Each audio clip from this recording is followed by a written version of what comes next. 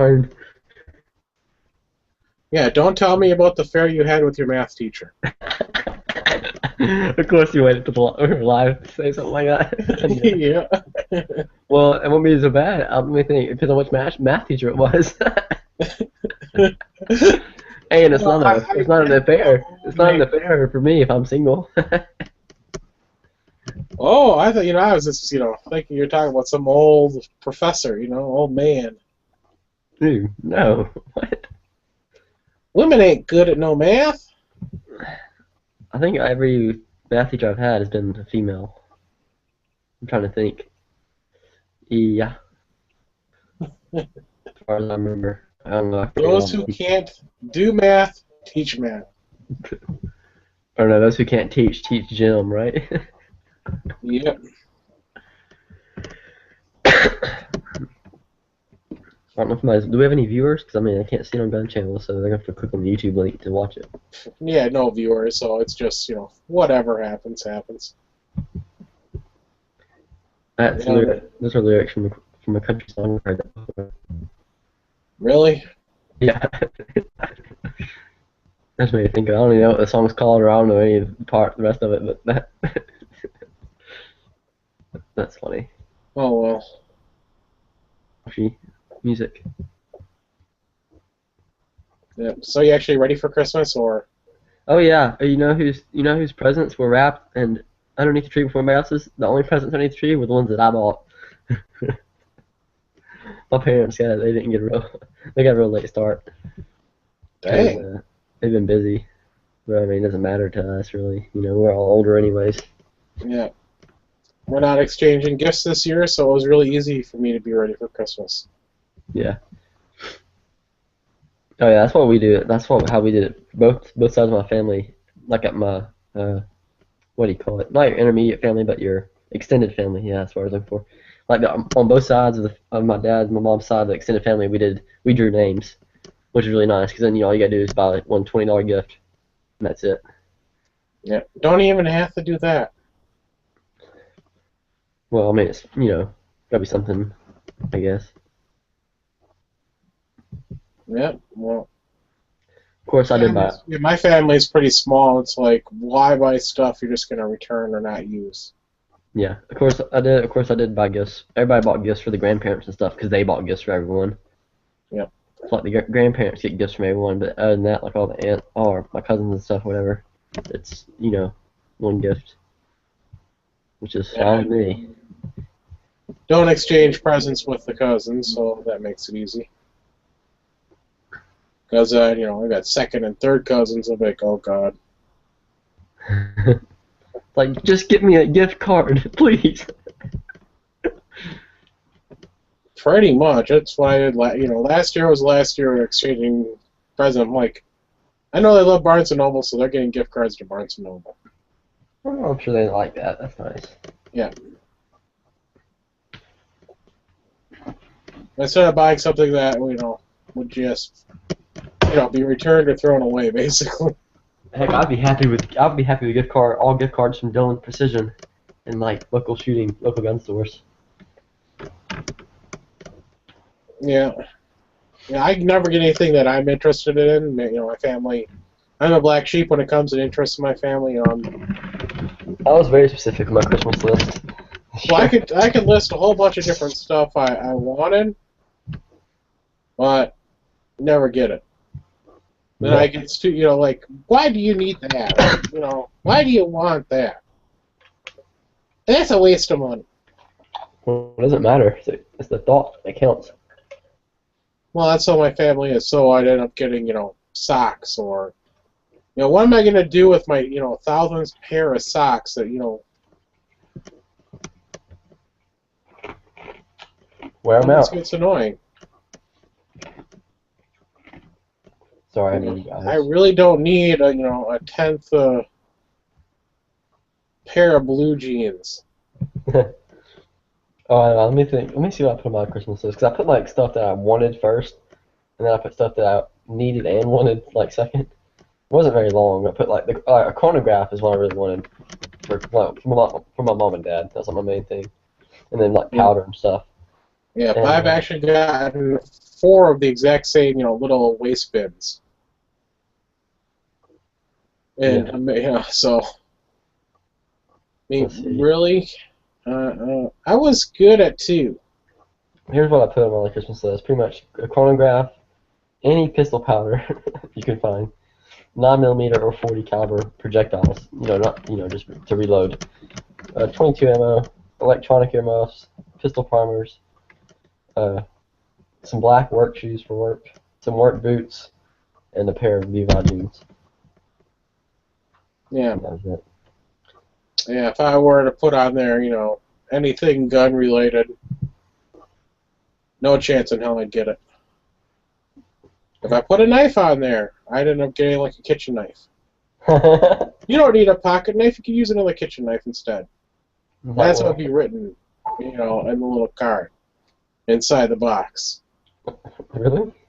Yeah, yeah. I was given a Swiss, full size Swiss Army knife and a Swiss, Army penknife, Hmm. and that was back in junior high. And they think those knives should be the only knives I need for the rest of my life for That was, pocket knives. that's what they said. Yeah, pretty much.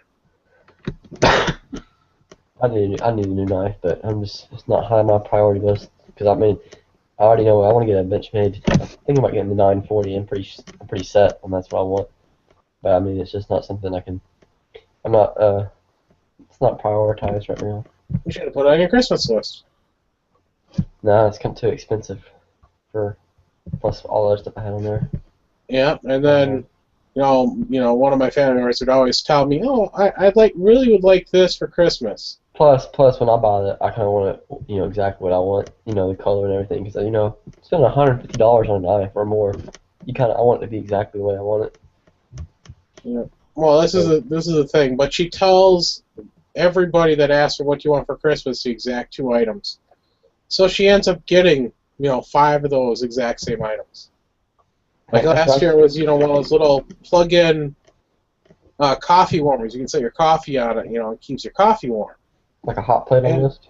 yeah, like a hot plate, but it's for right beside the chair. Right. And earmuffs. So she got from everybody. She got the coffee warmer. She got the earmuffs. That's funny. Like what? Like earmuffs keep your ears warm in the winter. Yes, That's exactly. that's hilarious. And it's like you're supposed to tell people different things. That's why she got fed up with Christmas. Like she got fed up with Christmas last year because she got all the exact same stuff.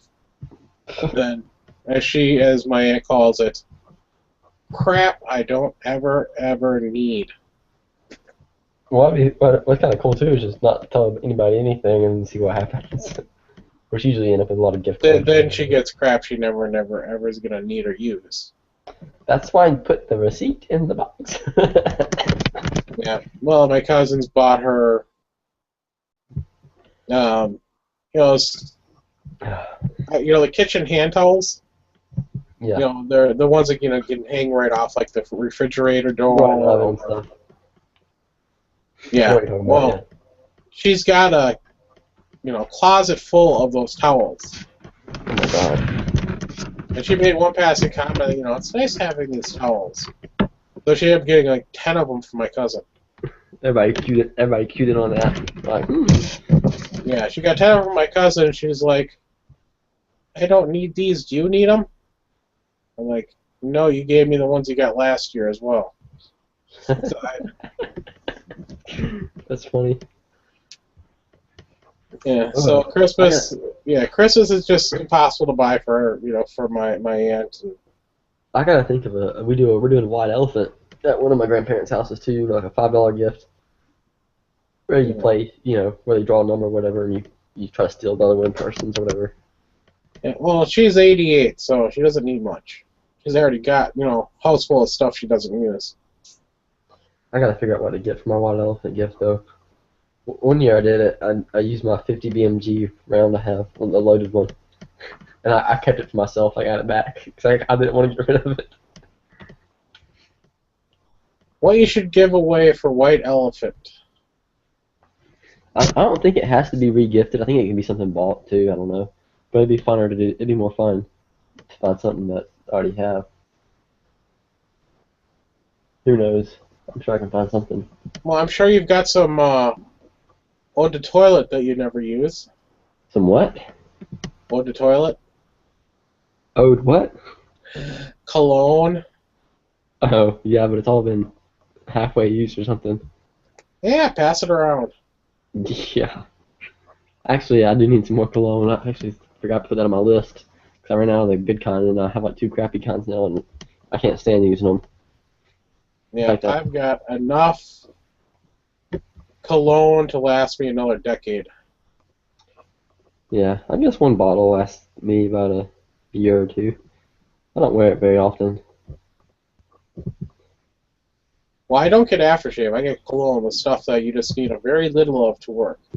Oh, yeah. I never understood the point of aftershave. I mean, Aftershave is designed to make your face burn right, yeah. I've used it before. to disinfect. That's why it's got Oh, alcohol in it. It's to disinfect your face. so that's really what it's made for. Yeah.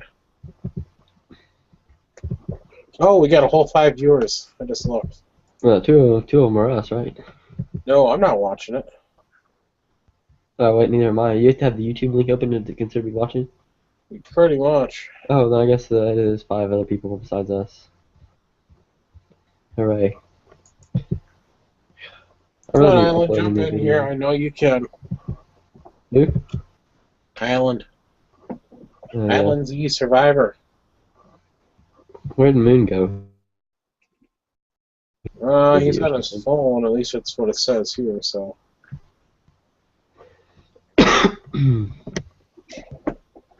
Yeah, but I'm still visiting family. Cats are staying home. I'm only going for the day. What's that? I said my cats get to stay home. I'm only going for the day because of the weather. Oh, you getting a lot of snow up there? Well,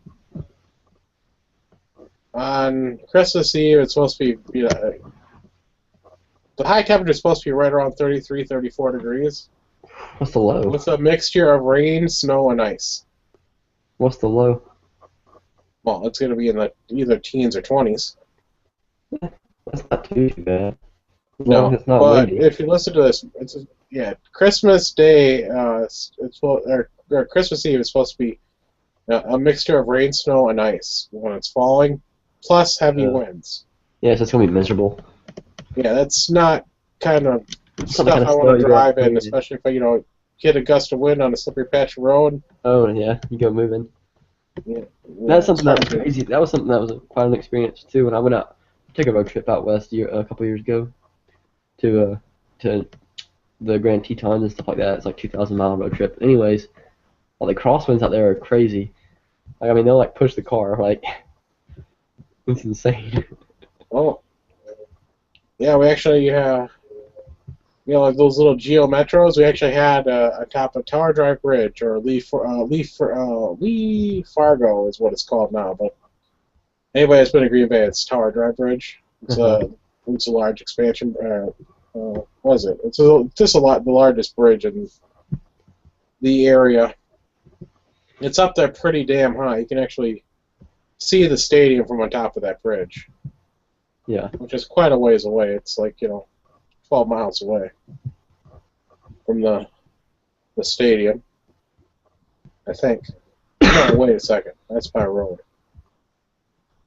Bird's Fly, I can't tell you exactly how far it is. If you can see it from up there. But back in the 80s, there was a Geo Metro that got flipped over on its side because of the strong winds. That's hilarious.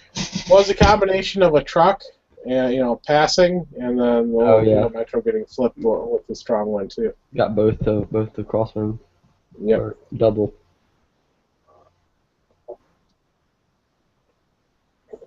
But yeah, that's the thing. And I was always going to say something else. Yeah, Christmas is just supposed to be extremely windy, and then the day after Christmas again, we're supposed to have a nice snow. It's going to be colder, so it's just going to be snow, but it's supposed to be measurable snow. It's still 5 days away. They just say measurable snow. So I have no idea Well, our weather's supposed to be like I don't even know. It's been just kind of overcast here. You're in Georgia. I mean, It's been it's gonna nice be though. like We don't get our cold weather until like January. it might rain. Yeah, it's been kind of rainy. I mean, the highs have been like in the 50s. Touching, it's been 60. High for tomorrow, or no, the high for Wednesday is 60. Yeah. The So it lows, sucks. It's just a 1 day thing. the lows have been like in the 40s, upper 40s. Some dipping down to the 30s. Oh dang! Saturday it's supposed to be a low of 29. I wonder how windy it's gonna be. No clue. We're up to 9 viewers, but Welcome to the Gun Channel's weather chat. pretty much. I never really worry about the weather unless I've got something important planned. I just wake up and look outside and I'm like, oh well, need to wear this today. Or wear All this. right. You want to know the weather? I'll pull it up on my iPod. Wednesday, high of 34, low of 28. Huh? High of 40 what? 34. Oh. Low of 28. So it's not going to be that big of a temperature swing. Yeah, it's not big of a drop. Yeah. But Tuesday we're supposed to get rain, and then lows in the, again, upper 20s. So in other words, icy roads. Or icy Yeah. conditions. Wednesday, icy conditions because of the weather. Then Friday, measurable snow. If the sun's out, it's not too bad. That's only going to be Thursday. Yeah, so it would be pretty cold the rest of the time. Yep. Well, that's what I got to look forward to. Yeah, Georgia weather is pretty good, I guess. The summers can be kind of a pain, but they're not that bad once you get used to it.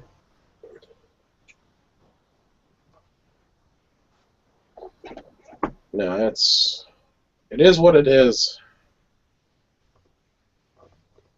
Well, I did get my rear night sight put on my PPX. I did it myself.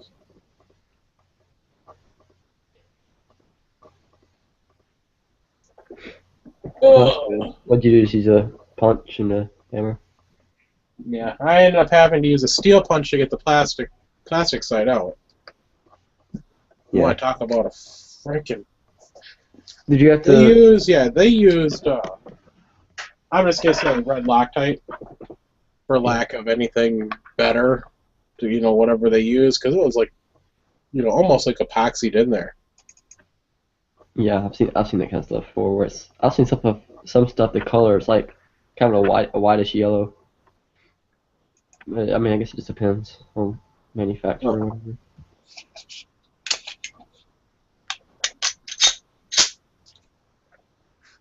So there it is. That is safe. I can't see I it. actually point it at myself and not get in trouble.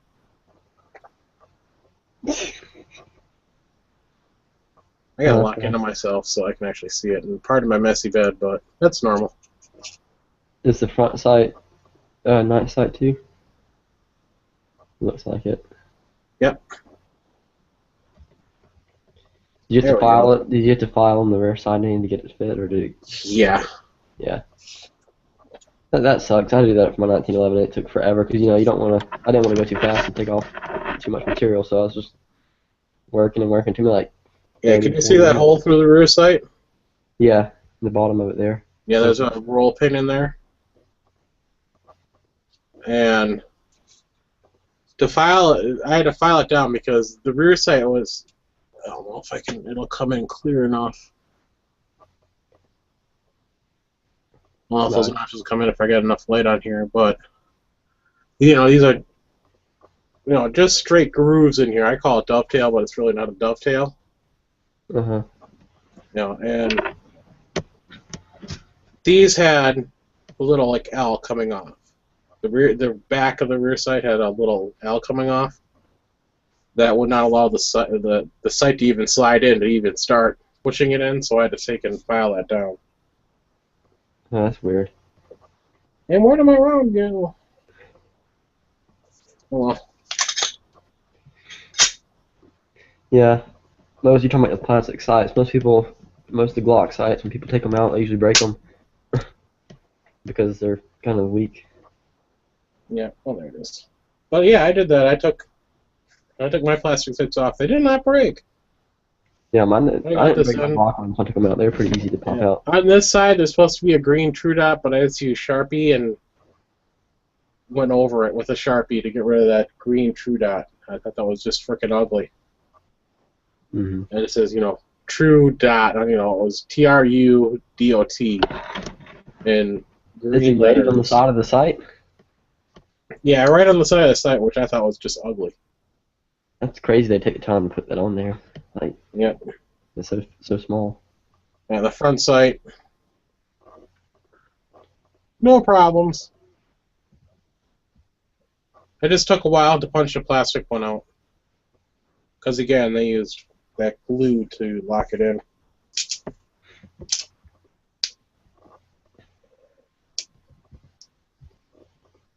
Eek. Yeah, I really wish I had a vise. Cause that Oh, yeah, I have yeah, a, I have a vice, so. my grandpa. Well, he's not around. He's passed away. But at my grandma's, where his shop was, he had a vise. He's a vise in there. But at my house here, we don't have one. So it's a pain in the butt for some stuff. Kind of figure out a new way of doing it.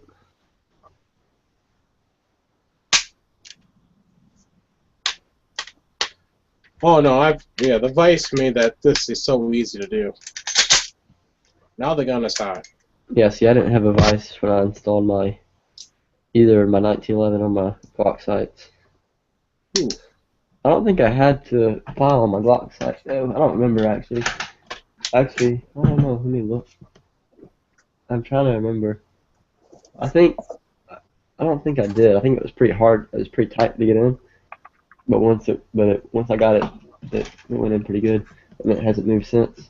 On my front sight, I put the new front sight on, and then I went to a match, and I got home after the match, and I was looking at my gun, and the front sight was like wobbling back and forth. So I should have put some Loctite on it, and I just forgot. I guess I don't remember why I didn't. I was like, "Whoa, crap!" Yeah, my front sight is locked in there. The rear sight I'll put some, 609 on the front of my rear sight. The And on Glock the front sights sides. are a pain in the butt. I mean, they're not that bad, but have you ever taken out a Glock sight front sight? Nope. Well, it doesn't press fit in. It's a set screw, or not a set screw, it's pretty much a screw that holds the sight in place that goes in from the bottom of the slide up into the sight. But the threads on it are so short. You can get different lengths, but I mean it can't be too long, or obviously it'll interfere with the barrel. And it's like you gotta get it lined up just right, and then get it in there. And then if it's not, you gotta make sure the sight isn't angled, one way or the other. I can show you on my Glock probably. I don't know. It might be hard to see. It's too dark.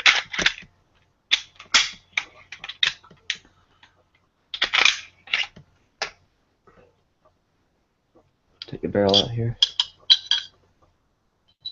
You probably won't be able to see it, but you gotta put your tool. You see that? You see that little silver dot down in there? Yep. That's the head of the hex. I think it's a hex screw. I forget. I have the tool for it. But you have to put the tool down to that hole, and then that's what goes into the front sight and holds it in place. And there's a little indentation in there for it to set in, so it doesn't, touch the barrel or anything. But it can be a real pain in the butt. Oh, okay. Well, I was able to. Mine just had a flathead screwdriver was what I needed. Just having a thin enough one to be able to do it, thin enough and wide enough. That's one thing that's hard about these two because they're not flathead or Phillips head. They're like hex, so you really can't. The tool fits over the screw. It's kind of hard to fill exactly where if you got it lined up or not. It's a little bit harder to fill it in there. Yeah. Well, I found that it's really because if it's not wide enough, all you're gonna end up doing is ruining a screwdriver. If you use a small like a jewelry screwdriver, which is Yeah, I about don't the really. thickness you need, but you need one that's like 3 of those jewelry size screwdrivers wide. Right, yeah, that's the one thing about this too because you gotta go to this hole in the bottom of the slide, and so it can't be like a standard size. I ordered one of those. It was like $7, but I mean it was a really good one, and it'll probably last a while. I think I think there's a Glock tool some kind of Glock tool you can buy that has one on it. I'm not sure. Or Glock makes one, I think. I don't know. What's up, Moon? Moon. Yo. Why are we looking down your screen? Is that a candle or something? Yeah. Oh, okay. Sitting in the dark. Creepy. Yeah. Well, obviously you have power. It's a creepy Christmas. Yeah, I got power. Talking about my Glock though, I gotta change the freaking recoil spring. It's already shot. I've only had it in there like I guess since I've been shooting. Well, I didn't have it when I first got the gun. It was like a month or two before I got the aftermarket recoil spring and guide rod, but it's probably been in there 4 or 5 months. But the spring's already too weak because I was shooting the other day over my friend's chronograph and I was trying out some other reloads, and it wouldn't. If I didn't have my finger all the way off the trigger, I was holding it in to reset. It wouldn't go back. It wouldn't go back in the battery all the way. The slide would stop short. Yeah, but when I put this picture up just for you. What picture? Oh, the moon. Yeah. Wow, that's hilarious. That's a knee slapper. Yes, it is. So yeah, now I gotta change the spring. Is that Glock a Gen 3 or Gen 4? I can't remember. It's Gen 4. Okay. I've got to What are change. you doing with the Gen 4? I got a 13-pound spring I'm gonna put in it, and then after that, when I get a chance, I'm probably just gonna order a bunch of 11-pound springs, so I have a bunch of extras. The only thing I should have done though, if you're gonna order springs for your Glock, get the IS, what is it, ISMI or something like that. I think it's the name of it. Don't get the Wolf ones because they work both. They both work fine, but I'll show you. One of them, the ISMI are like flat springs, and the Wolf are like rounded, I guess you could say. And you can see how it like sits all sideways, you know, how it bulges out. Yeah. It just kind of annoys me. I mean, it doesn't really affect it any, but it just. On what gun? The ISMI ones, you know, compress flat. Glock. No, I was gonna say I've used Wolf Springs on 1911s. They were great. You just gotta fit them. Oh yeah, no, the spring worked fine. It just looked funny. I mean, the Wolf spring did fine. I had no problems with it. That's what my 13-pound one is. I'll run it until it gets weak.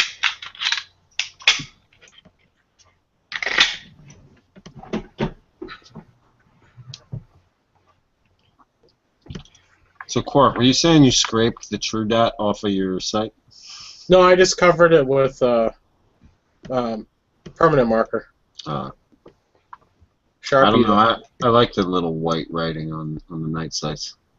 Well, this wasn't white writing. This was. It's green, yeah. Yeah, Yeah, I got that. red. I got that on one of my CZs. Yeah, and by the way, I figured out when mine were made. They were made in 2013. So I was looking for a date code all over the package, and there was no date code to be found. Oh, you bought them used? No, I bought them new. There's a little, at least on the Meprolites, there's a little, 1 or 2 letter stamped on the bottom of the rear sight that tells you where to look. Wait, don't night sights wear out, and so they're over a year old, or at least a year old? No. They last for like 15 years. That's what I'm saying, though. They eventually wear out. Oh, yeah. But I feel like I mean, I guess it wouldn't make a difference. I have a set right here that's I mean, they're expensive,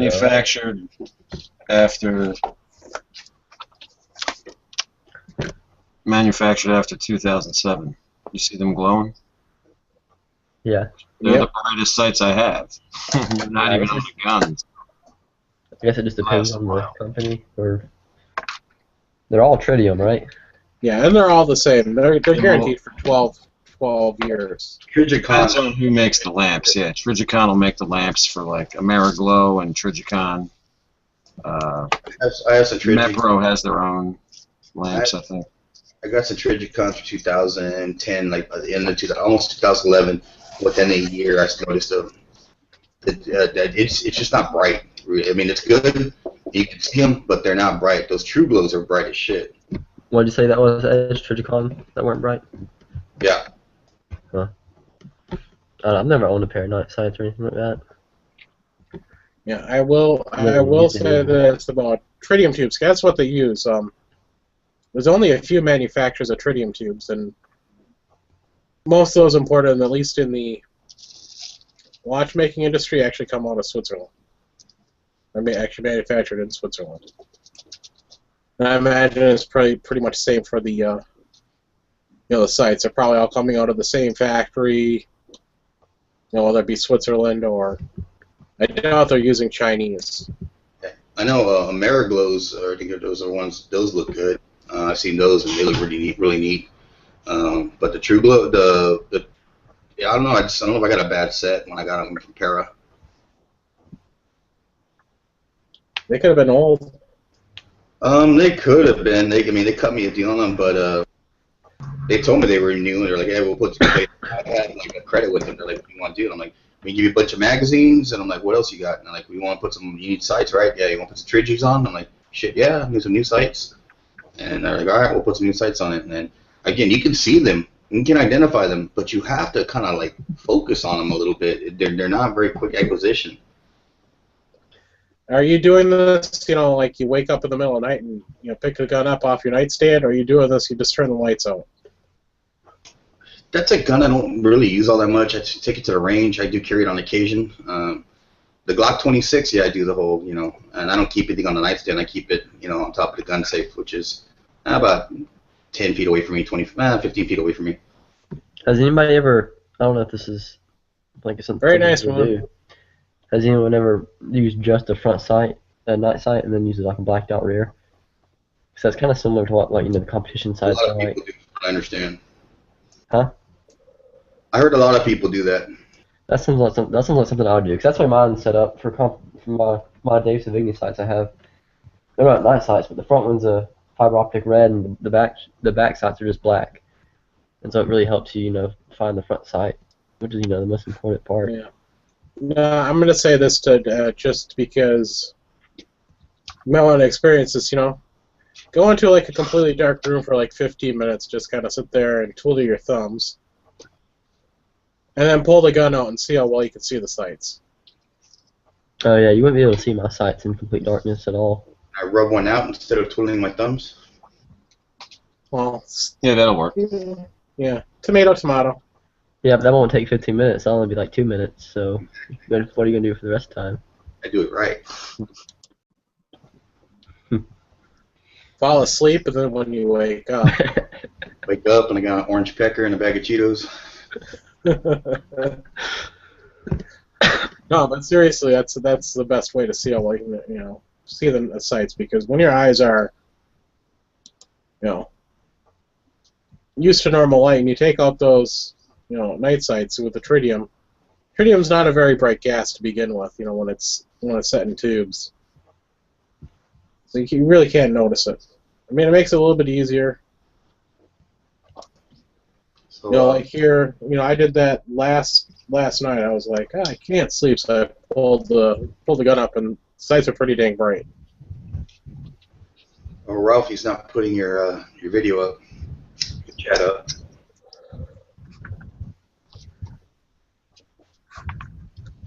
You said Ralph isn't? No, it's not on the gun channels.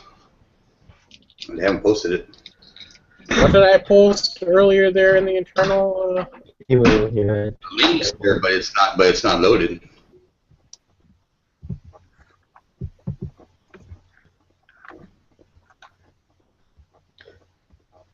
So you guys do anything special for Christmas, like gun related? Moon or Edge?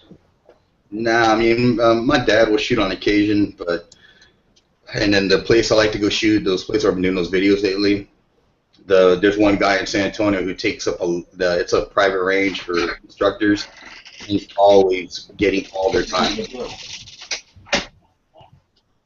So we have to squeeze in when we can, to do it, and it's just a mess. But it's worth waiting to do it, because I don't piss away the ammo at a shitty range, with some bunch of jackoffs next to me. This is all just us, and we take our time. I mean, and the last time I went, we shoot rounds, of course, but I'm not just spitting through a 50-round box in like 15 minutes or 20 minutes. It lasts longer. Mm-hmm. Well, I'm hoping to get some practice sessions in here.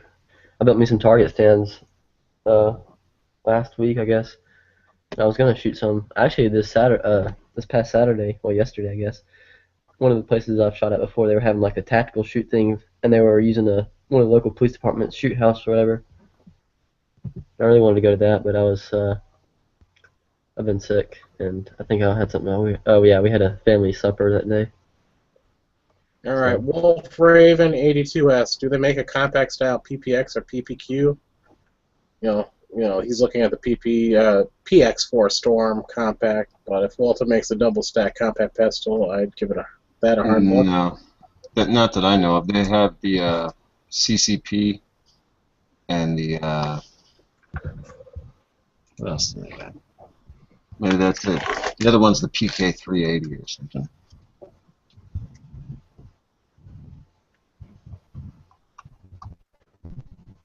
They have a compact. What is that? P99AS compact, but I don't think they make it anymore. You'll have to like search for a used one. Well, the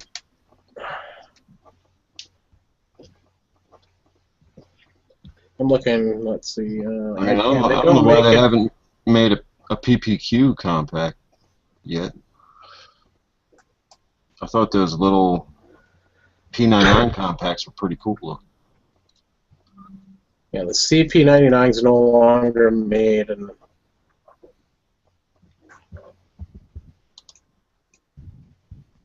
Too many I'm P's. looking to see if I can find the answer for you. I know but even the CP was only 10 rounds. The CCP, the new one, it's a single stack. I think it's like 6 rounds.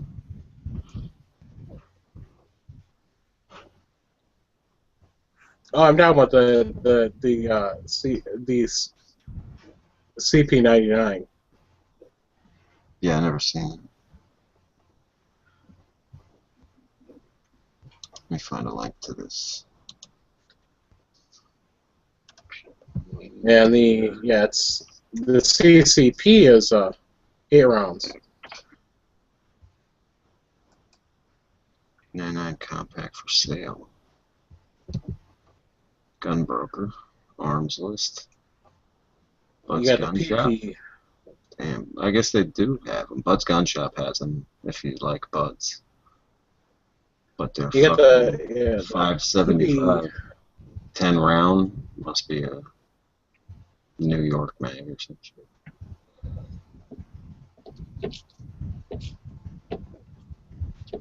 Yeah, the PPS is a single stack.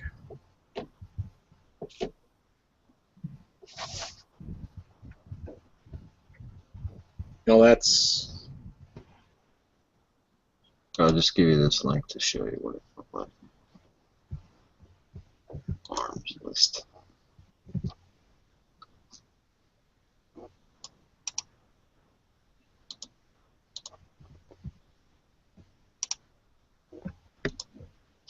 I think those are I think they tap out with the.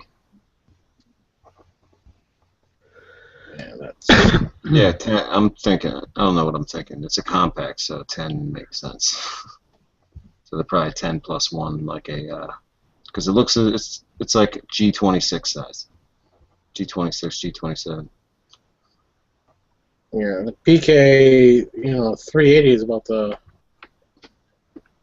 That gun's stupid. It has like a lock on it. Yeah, I know it's really I wouldn't recommend it, but. is that P99 the one that has the mag release on the trigger guard, right? It looks like. Yep. I don't know if I can get used to that. A lot of people say they like it. Like, Yeah, I don't know how you cannot get used to it. You use your trigger finger to press that mag release. I guess you gotta forget to hit the thumb button. I don't know.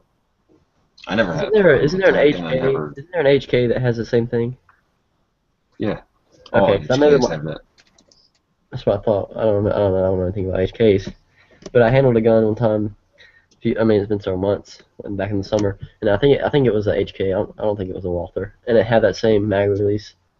It just felt kind of weird. You know, I only held it for like 2 minutes, but It's ambidextrous, so it's not I like think you're it's because I was trying pulling to your use my thumb all the thumb. way. I think it's because I was trying to use my thumb instead of my trigger finger, I guess, like you said. Yeah. I don't know, because that's why like on the Glock, it's just like you don't even have to change your grip. You just slightly move your thumb down. And the That's only if reason you you have have to move your thumb super down is long because, thumbs. and the only reason you can't, huh? If you have super long thumbs, I gotta change my grip to. See, well, I use a stock 17 frame, and I can reach it without changing my grip. No, I do have an extended mag release. That doesn't change it, does it? And here's a No. Gen 4 too. Yeah, well, no, I haven't extended it. On top of that, like, I'll show you. But they're already like they have a little advantage over the Gen 3 mag release. Are you talking about like the distance from here to wherever your Yeah. thumb sits? Yeah. I mean, the distance is the same with this extended one. It just sits farther out. So I mean, literally, I don't know how I can do this. It's like that. I mean, that's all I gotta do is just bump it, and it's like instinctive.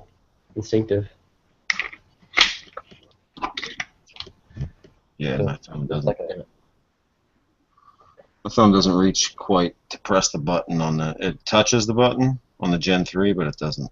I I can't don't know. See, press it without changing my grip. I've held a Gen 3, but I don't remember it well enough to be able You to. put on some red lipstick when you say that again. Huh?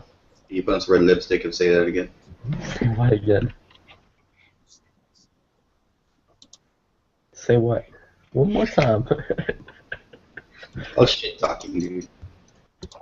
No, I was quoting Pulp Fiction, but it's okay. Well, I was gonna say, I forget now. About the mag release. Oh crap, I don't remember. I'm gonna forget it. It's lead poisoning. Yeah. Oh, the NyQuil I've been taking. Past day. You guys see Tex Grebner's new video? No. I don't think I'm subbed to his About channel. giving a shit? Or less. He looks like he dropped some weight. A little bit, yeah. I mean, I watched about the first 2 minutes of the video, and I'm like, I can only listen to him, rant for so long before I get tired. He seems like an alright guy, but his voice is just. The whole Tex thing is one thing, man. Your Tex, I mean, there's a reason they call you Tex. You're not from Illinois. Yeah, but I mean, I'm from Georgia, and the fact that it gets on my nerves is saying something. Nah. I don't know. I like the guy. He's a nice guy. He's Yeah, definitely. He's got a lot of information, that he likes to share.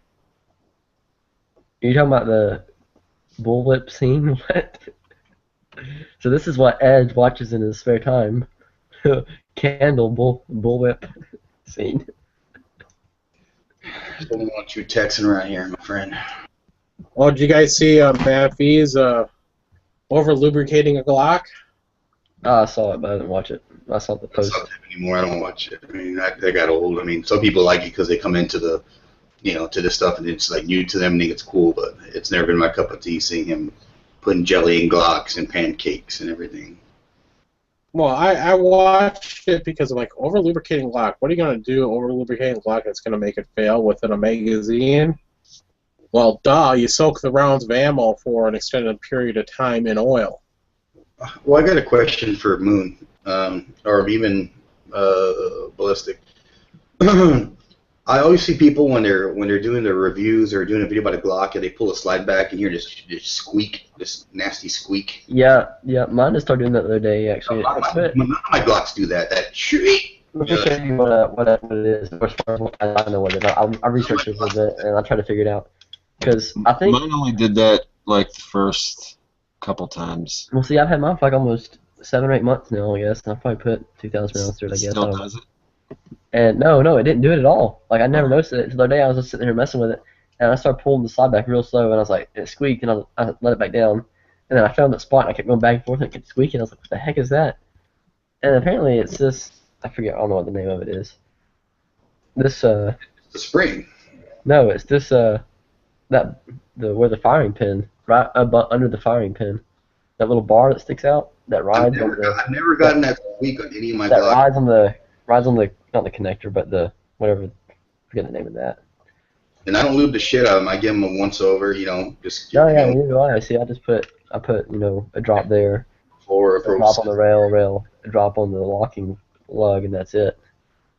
I'm not Glock putting, then doesn't tell you I to put do a that. drop on the barrel here, right there, and then some right here. Are you sure it's that, not a spring? Or, just No, a it place sounds where like it's the spring. levering?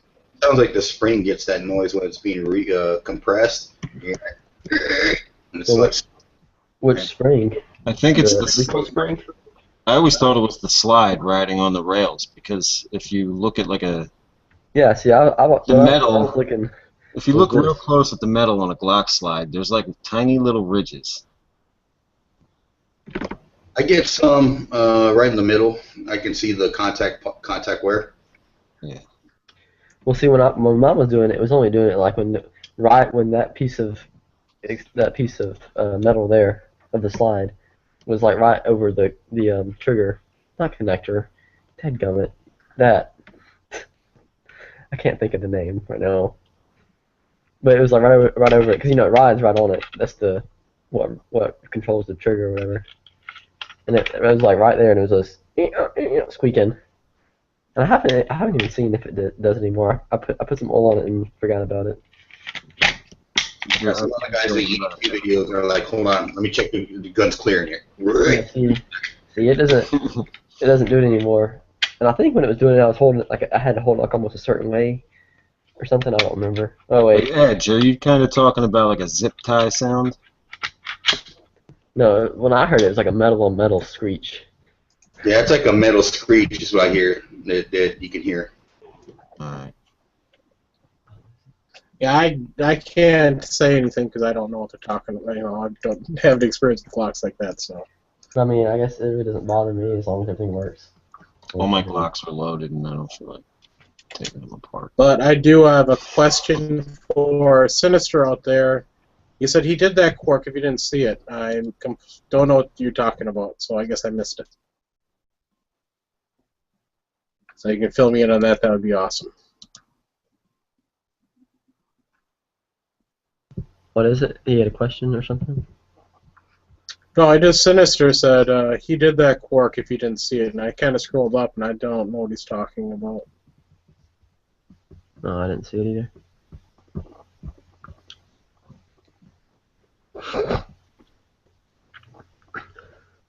Sinister said it's a spring, the recoil spring rubbing against the guide rod, which that's like now that he mentions that because I looked it up on the forums and a bunch of people different people were saying different reasons, and that Even the was one of the polymer reasons guide too. rod?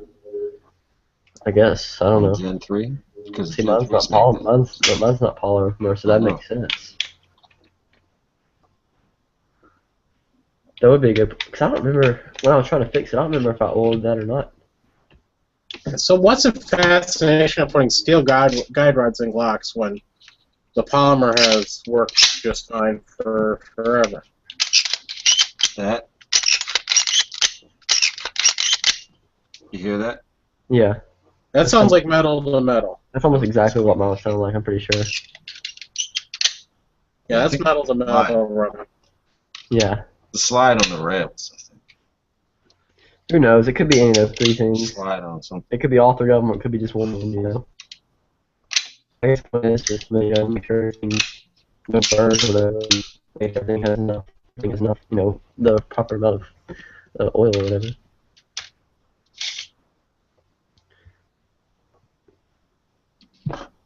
Oh, Quark. Oh, the ammo is soaked in oil. I got it. Okay, yeah. It was.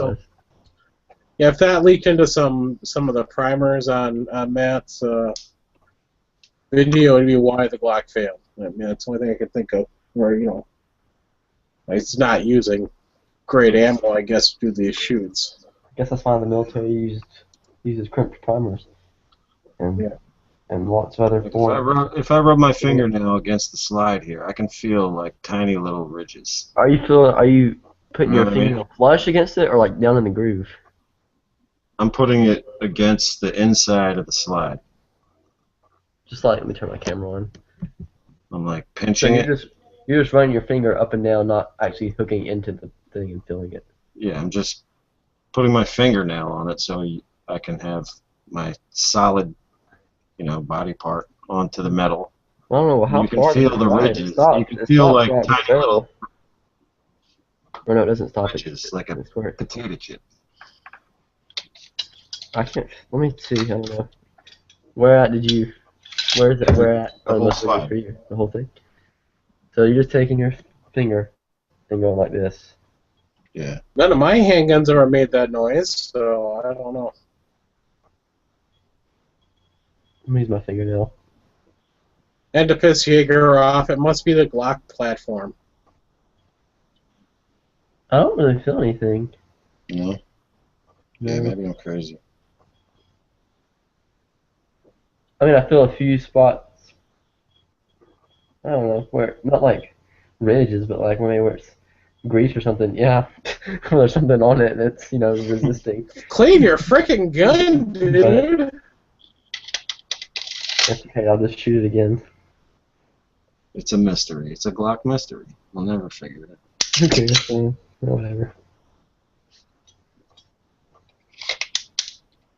Man, if my gun were that dirty while it's just sitting around doing nothing, I would I'm finally starting to get some holster wear. I don't know if you can see it. You can see it right here. I know. See that? Right, no, it's on this side. Sorry. holster wear. Oh my Yeah, god, it's your right there. gun's ruined. That's from my holster. And then it's getting a little bit on top of the side. Yeah, what you got to do Yeah. now, you can't use that side anymore, so you got to take and get it Cerakoted. No, I like it. It gives it character. Nope, got to have it Cerakoted. The gun's getting used. Oh wait, just powder coat it. Can you imagine? No, oh my god, that'd be a nightmare.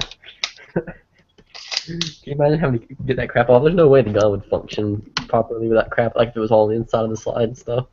It's a Glock, it'll function. I don't know if it has that much clearance, on the rails and stuff.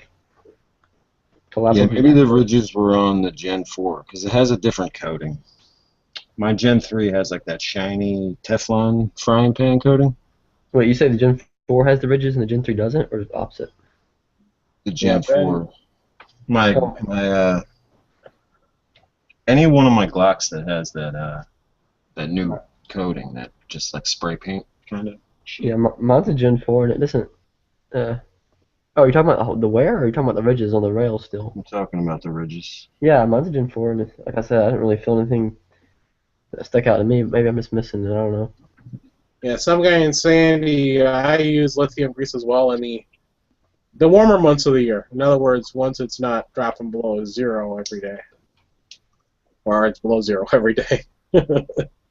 Use lithium grease for what? Lubrication. I know, but gun. I use it on the rails. I have some of that. I have some in the air saw, and then I have some in the tube, squeeze tube. It makes a mess. Well, that's why I use use an applicator called a Q-tip. But I don't use it for lubrication. I use it on the Actually, I did use on it on the my rails. It works great on the rails. I did use it on my one of the doors in my room on the hinges. It's been squeaky for like years. And I'm like, I wonder if this stuff will take care of it. And it worked, but it made a mess on the door hinges. It's like all plastered in grease now. Looks like a spider web over it. Yeah, I don't know. I don't see any fucking ridges either. Maybe I'm just... People use the white lithium grease too on their What a reloading different- presses, I think.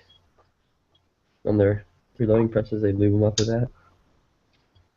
Oh yeah, jeez, you get a tub of lithium grease and it's you got a lifetime supply.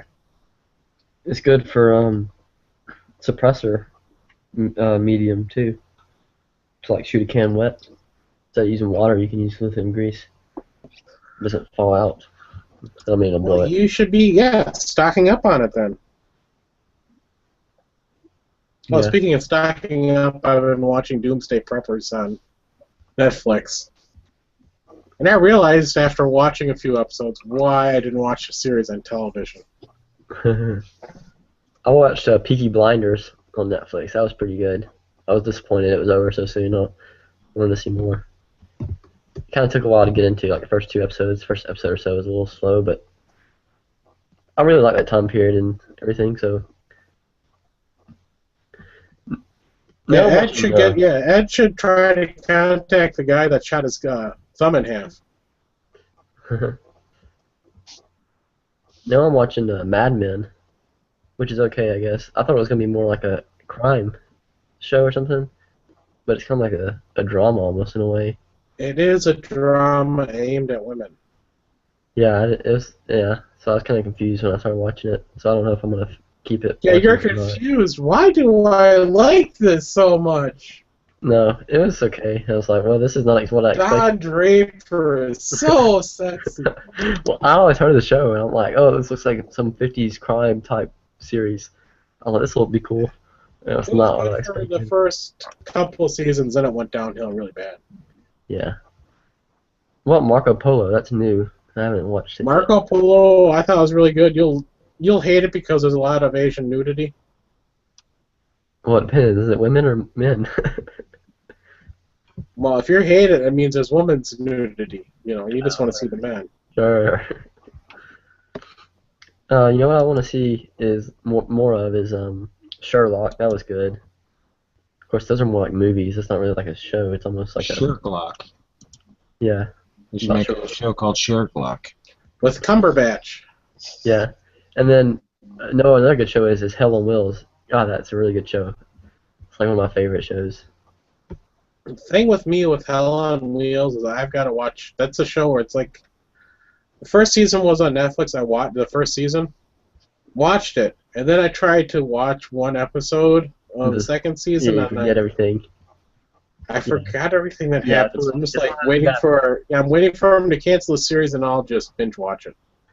Yeah, that's what I'm probably gonna do. Cause like I watched the last season. It took me the first two episodes to remember what happened. I had to replay everything through my head, and it was still really good on its own. But it's kind of like you gotta remember everything. So it's kind of one of those shows you want to follow. But yeah, it was pretty good. What else have I watched on Netflix? I watch Futurama every now and then just for fun. Yeah, That's that always series good. is over with. So when you're done watching it, you're done watching it. Oh, Blacklist. That was good. Yeah, that's still on television. Have you watched it? It's really good. Yeah, I'm through the first half of the second season. Oh, you suck. See, all I've seen is the first season. Right at the end where he took his shirt off and he had the burns all over him, whatever. So you knew that it was her dad. Or I'm so not you gonna. think. Or yeah. Oh God. Don't tell it. Don't say. I better not say anything else. I won't spoil I'm anything. not gonna spoil it. I've watched way too many television shows to keep them all straight. Oh, Agents of Shield was good too. I watched that the other day, and it's been on Netflix for a while. You get out of here. That Agents of Shield sucks. It was alright. I thought it was pretty Well, good. if you can make it through the first 12 episodes, I applaud you.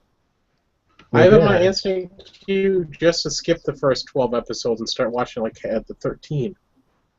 Get halfway through the season because it's supposed to pick up after that. I watched Freaks and Geeks the other day. That's hilarious. I know, like, well, you know, it's so old, but it's like a cult following type show.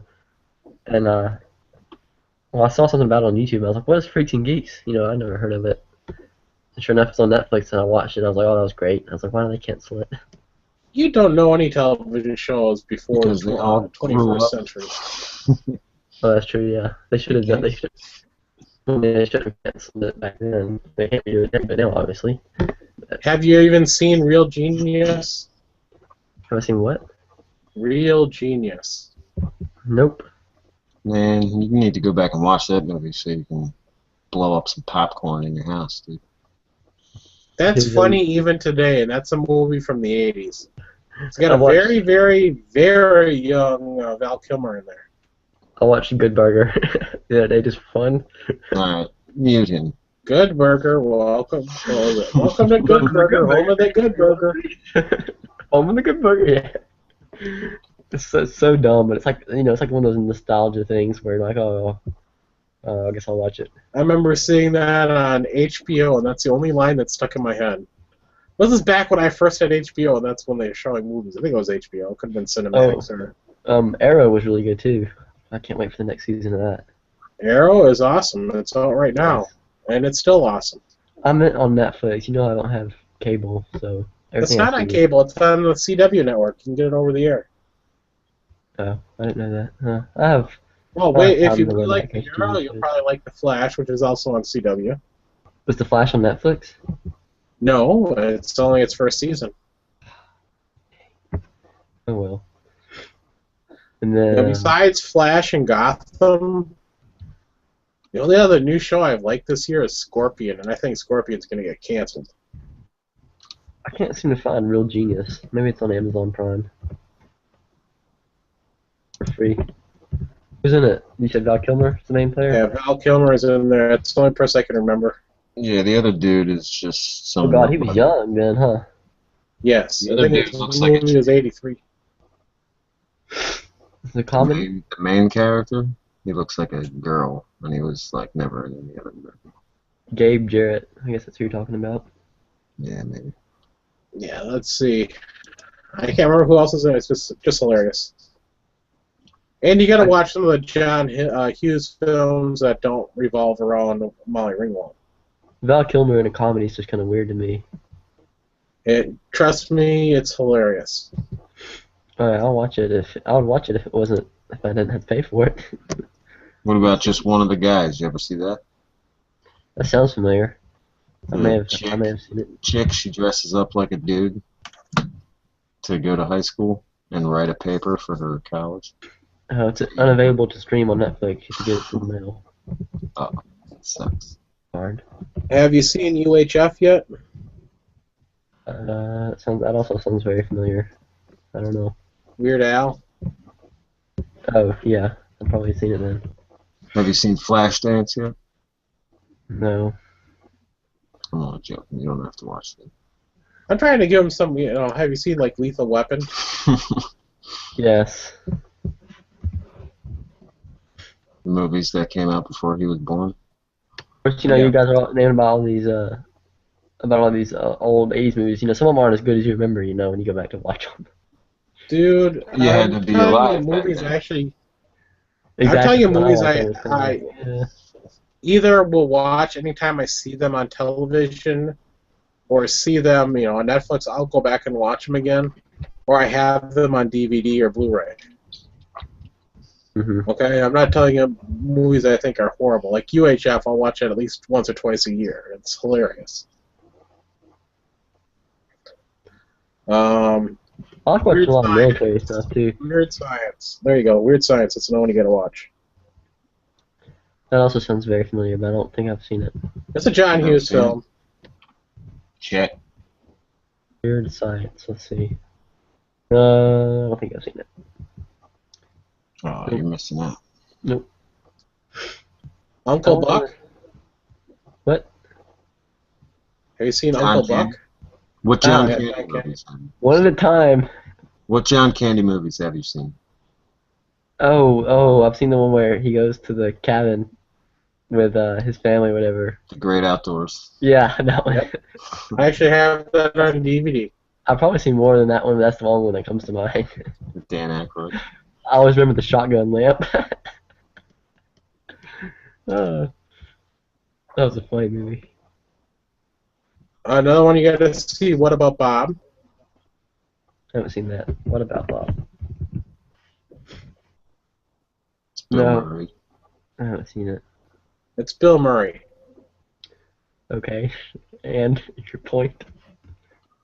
Bill Murray's hilarious in it. Groundhog Day. I think I've seen that. Is that the one with the... No, I'm thinking of something else. Let me look it up to make sure. Groundhog Day. Let's see. No, I don't think so. Man. Man, I wasn't even a thought in my parents' head whenever these movies came out. You've got to have seen movies like Caddyshack. I've seen Caddyshack. That's what I was thinking of when he said Groundhog Day. 'Cause I thought Groundhog, and I was like, is that one with the crazy gardener dude at the golf club? Did you think Caddyshack was funny? Yeah, it's hilarious. There you go. I'm giving you caliber movies that are very much like Caddyshack and funny. Not as funny. Stripes. Have you seen Stripes? Spies Like Us. No, I've not seen Stripes. Go see both of those. Spies Like Us, another hilarious one. That's Dan Aykroyd. Oh, I think I've You've seen seen Planes. Ghostbusters, right? Yeah, I think I've seen Planes, Trains, and Automobiles before. It's on Netflix. I should watch that. Wait, that's Steve That's Martin. a good one. Steve Martin and John Candy. That's And like John Yeah, it's on Candy. Netflix, so I'll have to add that to my. Let me add that to my list. Oh crap! I don't want to watch it now. Take That is the best Thanksgiving movie of all time. Let's see, Wayne's World. I've always heard about that, but I've never watched it. it's worth watching. Party on, excellent. I don't know, but maybe I watched Saturday Night Live back then too. So I watched Spinal Tap all the way through for the first time the other day. I mean, I heard I'm it trying to before. think. Oh. Pretty funny. Oh, Tombstone is on Netflix. I didn't know that. Dang, it's a great movie. Dang, I didn't know that movie was so old. 93. Holy crap. Well, giving you some classics here. I think the only John Hughes movie with Molly Ringwald in that's worth watching is Breakfast Club. Oh, Tommy Boy. That's a good movie. I've seen that hundreds of times. did you ever see Black Sheep? Yeah, I always get those two mixed up. I've seen both of them, and I can never remember which one's which. Because one's where he works for the brake company, and one's where his brother's a politician or whatever, right? Tommy Boy's the brake company. Yeah. And Black Sheep's the politician. Brother. Wait, David Spade's in both of them, right? Yes. Yeah. So both of them the same actor. I can never keep them straight. Both are hilarious. Yes, they are. I always laugh every time the roof blows off the cabin and it starts to hail, and then it collapses on top of them. I found I've some seen mud. Here's Found another some old crud. movie. Here's another old movie I've seen, Crocodile Dundee. I've seen that. Bill and Ted's Excellent Adventure. What is that? That's actually funny. Yeah, just stick with the first one. But Yes. actually, they were supposed to remake or do a new one. Oh, Kingpin. That's an old movie that I've seen. It was alright. Yeah, it was okay. That's Not the my guy, favorite. Woody Harrelson, yeah. You've seen The Big Lebowski, haven't you?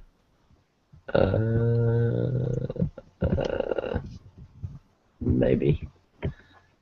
Because all of a sudden I started picturing John Goodman, and that's, best John Goodman I don't movie think I out have there. seen that. I mean, I know I've heard of it. I know it's a very popular movie, but I've never. Oh, dang it. None of these movies are free on Amazon Prime or on Netflix. You'd be kidding me. Happy Gilmore. Oh, God. I've seen that movie like 500 times. Same as 50 First Dates. I've seen that movie hundreds of times, too. 51st Dates sucks because it Oh. has Drew Barrymore in it. I got tired of that movie so quick. And for some reason, everybody else in my family loved it.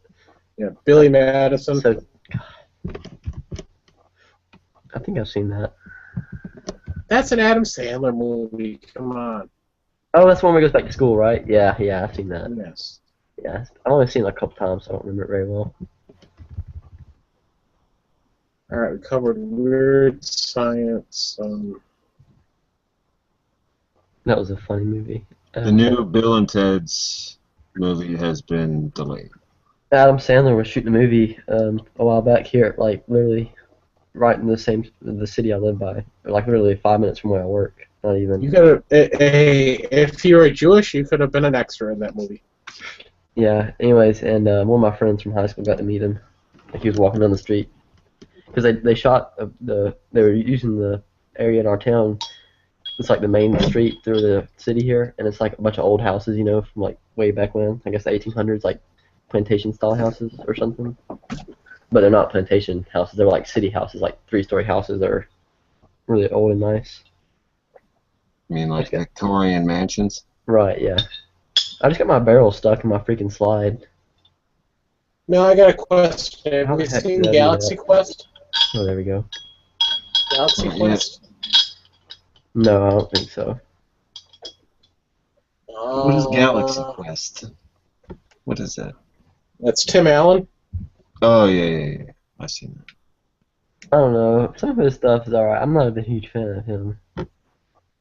He just. I don't It's It's You know what? hilarious if you like anything, if you like Star Trek. He got on my nerves after that TV show. What was it? He did. I mean, it was a good show, but I got sick of seeing it. Where Home he has a Improvement. neighbor, where he has a neighbor who always hides his face over the fence. He's called Wilson Wilson. Is it Home Improvement? Yeah. Yes, it's Home Improvement. Yeah, that. I got tired of watching I that. keep wanting to say Tool Time, but that was the show on the show. Tool Time. Now, have you seen Mystery Men? Nope, that does not ring any bells. That's a Ben Stiller movie. Mystery That's Men or Men? Mystery Men, M-E-N. Cool. Yeah, that is a spoof about superheroes. It's hilarious. You seen Goodfellas? Yes, I believe I have. That's on Netflix. I'm pretty sure I've seen it. Have you seen Spaceballs? Yes, but I only seen it like one time. I didn't even watch all of it. I don't think. You seen on- Pulp Fiction? Dude, I just quoted Pulp Fiction. Oh my god, you know what? That's an insult if you ask me if I've seen Pulp Fiction. I wasn't listening. Because that movie, everybody needs to Have see that you movie. seen... There's a reason that movie is in the Library of Congress. Let's put it that way. Pulp Fiction is like one of my favorite movies. God, Samuel Jackson's. It is my It's good. second favorite. What is? What were we just talking about? Pulp Fiction? Yeah, Pulp Fiction. Oh, it's your second favorite? What's your first? Goodfellas and Casino at the same time. Is Goodfellas the one? See, I've watched some movies that are similar to this. I can't remember. I get them mixed up. For me, it's Wrath of Khan, and then Empire Strikes Back. Another good one I watched the other day was what's the name of it? It's Tarantino. Oh God. Django Unchained. No, it's an old Reservoir one. Dogs. Reservoir Dogs. That's it. Yes. Sorry. That's the one where the cop. That's the one where one of the guys is a cop, right? Yeah. Yeah, that's it. I remember that one. I only Tim watched. Roth is the cop. I only saw it like one time. And I still remember. I watched it like probably I guess like 6 months ago or more, and I still remember it. So it was pretty good. Obviously, if I still remember it. Michael Have you Madsen's seen- second. Office Space. I want to say no. Gotta watch it. Yeah, I've seen I recognize the cover of it, but I've never seen it, and I don't even know what it's about. And have you seen Accepted? That sounds very familiar, so I want to say yes. That's about shit. It's not that old. No, it's not that old. Yeah, that's when he makes his own college. Yeah, Yep. yeah, it was kind of crappy, That's hilarious. if I remember correctly. I don't know. Obviously, it didn't make much of an impact on me. Maybe it's just 'cause it's been so long since I've seen it. I don't know. Maybe if I watched it again, I'd find it really funny. 'Cause I think I watched it when I was really young. Yeah, but I can actually, I can sit down. There's like a whole bunch of, movies that'll be in my top 10. It's just hard picking the order on them, Mhm. But most of them are going to be comedies, but, Wrath of Khan, Empire Strikes Back, A New Hope. Those three for sci-fi. Then you got, Caddyshack, Office Space, UHF. Have you ever seen Equilibrium? I've seen it.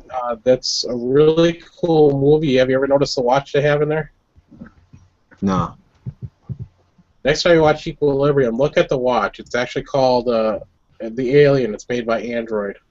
Okay.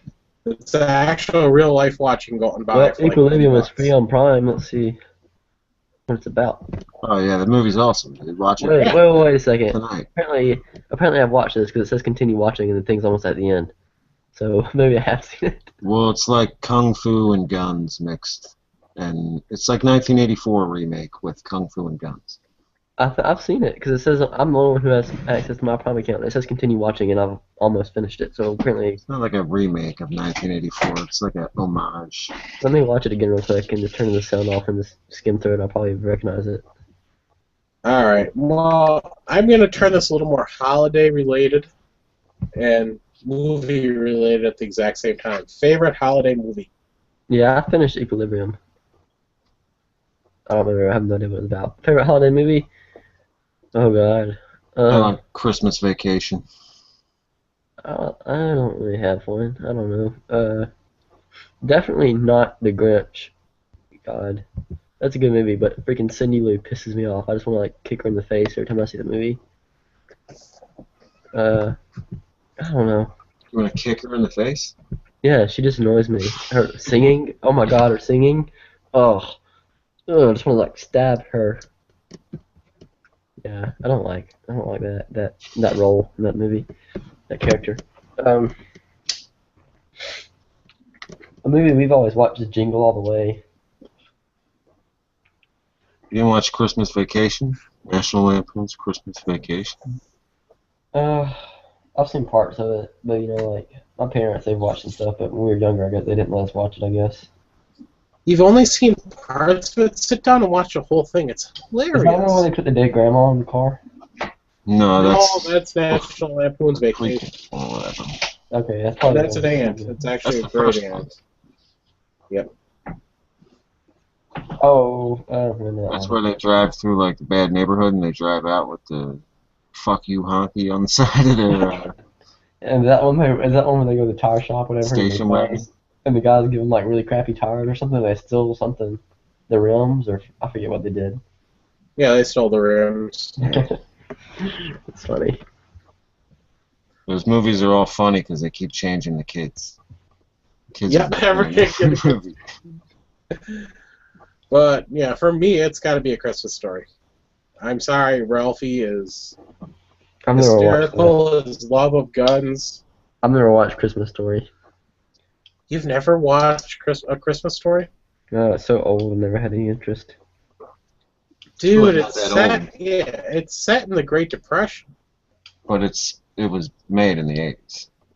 Yes, it's You supposed say to. that it's not that old, but that's like 30 years ago, so yeah, it is pretty Yeah, I old. guess you're right. Shut But dude, do you watch westerns? I do, yeah, I love westerns. Like, so. Dude, those are so old. No, not the ones They're I set in the well. 1800s. Yeah, but it's a different. It's a different. No, genre. it isn't. I'm pretty sure the You're talking Christmas about- Story and the Unforgiven are completely Talking different. about the- We're like, Yeah, you got to remember, A Christmas Story is set in the Great Depression, which is the 1930s. oh, hang on, sorry, I just had a epiphany, I guess you'd call it. The Equilibrium, is that one where they can't have emotion? Yeah. Yeah. Okay. Yeah. Now I remember it. That was a pretty good movie. When they have emotion, they're called sense offenders. Yep. Yeah, and they have to take that medicine, whatever, it keeps them from having emotions. Yep. Yeah, I thought it was kind of weird back at first. I thought this is kind of, but it was really interesting too. So, Yeah, and Khalil, I'm going to give you one thing, and you know, one thing only to do this Christmas Oh God. is to watch A Christmas Story. Oh no. I mean, it's on all day. I don't have TBS TV. or something. I don't have TV. You don't have? And plus, that's a good excuse because I really don't want to watch it anyways. I'm sure you can get it on your Prime or Netflix. Yeah, I don't care if it's set in the, it was made in the 80s and is about 1930s. How did I miss about Christmas? It's- I didn't capitalize. It's not about the time it was set. It's about the childhood look on life. Christmas Story. Is it a Christmas Story? What is it called? A Christmas Story, yes. Oh, God. Let's see if it's on Amazon. If it's on Amazon, I'm gonna be pissed because I'm not even gonna watch it. Actually, TBS actually owns it, or TNT owns it too. I think it's TBS. You don't like old movies? Me? Yeah. No, I have no He problem said he with thinks movies. Caddyshack is hilarious, which was filmed in the late 70s. Oh, and Christmas Story isn't free on Netflix or I watched White Amazon. Christmas today. What? I watched White Christmas today. That movie was made in '54. Yep. I used to watch Angels with Dirty Faces when I was a kid, and that was like James Cagney, and I don't even know what Look at It's a Wonderful Life, which was filmed in '49. Most of the Western movies, well, I don't know. I guess some of them are kind of old. They don't seem that old though. Clint Eastwood. Most of the stuff I like is stuff Clint Eastwood did. And then He did a lot of that stuff in the late '70s, early 70s, '80s, yeah. right when A Christmas Story was filmed. but it's way better. Like The Pale Rider, it's a good one. Unforgiven, Outlaw Jersey Wells. I got those three like in a set. Oh my god, those are movies I could watch over and over. again. Well, that takes care of him for a while.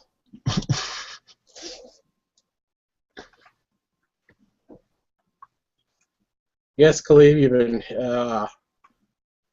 hidden from broadcast because you refused to watch A Christmas Story. When I was a kid, they used to show them. You can talk now, Khalid. About like Fine. 8 times a day, but then in different languages. But then they put, I think they make that a law against it or something. No, I would watch it for real core because it's not on Netflix and it's not on Amazon for free. Yeah, and I'm gonna say this as well. Do you remember the first BB gun you got? Actually, yeah, I do. I think I still got it somewhere. I don't know. I don't remember when. I don't remember actually receiving it. I just remember shooting it, and then my dog chewing up a part for it. I was very mad You about actually that. don't remember receiving it. Well, then you should watch A Christmas Story because then I you'll was probably I remember was how so you felt young. getting I it. was so young when I got that BB gun. That's probably why I don't remember. I was probably only 4 or 5. Have you seen that Photoshop video or Photoshop picture where instead of a BB gun, when he opens it up, it's an AR-15?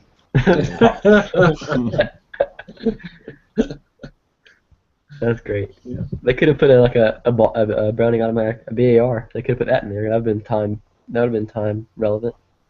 If it was in, well, I don't know, the Great Depression. That was before World War II. When was the BAR produced? World War One. BAR. Just type that in World Google. War One. Are you sure? Yes. They couldn't make enough of them for our troops in World War One. I really want to shoot one of those. God, that'd be so much fun. What's the new one that they just came out with? Who made it? Did Browning make it, or who? Some other company? I guess. You know, the new one, the modern BAR that just came out. Tim from Military Arms did a video on it a month ago. Don't know. Can't tell you. I didn't see the video. Yeah, so 1918. Yeah, so you're right. It should have been definitely. They could have definitely put it in the movie. That'd been hilarious. Like, oh yay, a BAR! I'm so happy. What is it? 20 rounds in the magazine on those? Yep. 20 rounds full auto, 30-06. Yeah. And by the way, what I want for Christmas is a leg lamp. Oh, what? You get the joke when you watch A Christmas Story.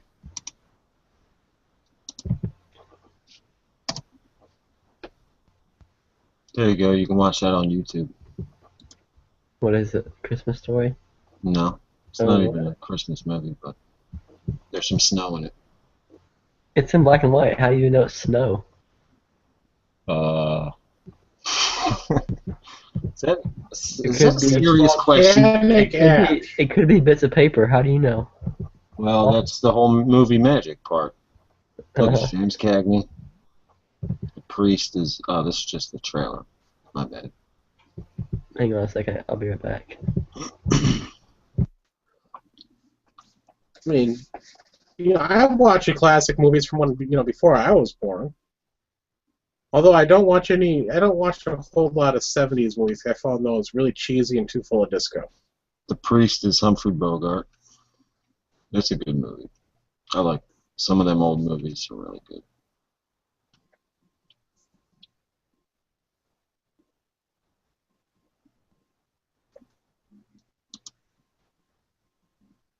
Now I will say I do have a lot of trouble going back and watching some of the television shows I loved as a kid.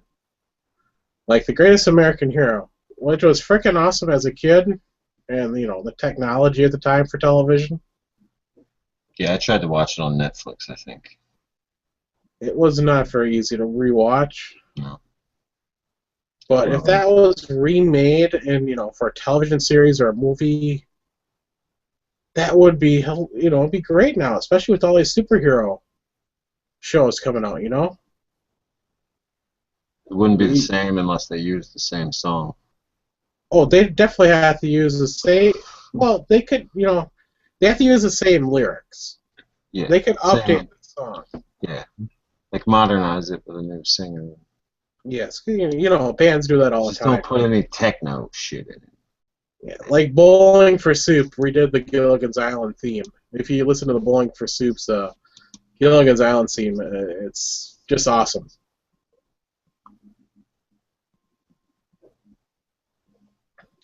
That's a television show that definitely needs to be remade. Because, come on, they remade Battlestar Galactica and made that thing so good. Imagine if sci-fi got a hold of Greatest American Hero.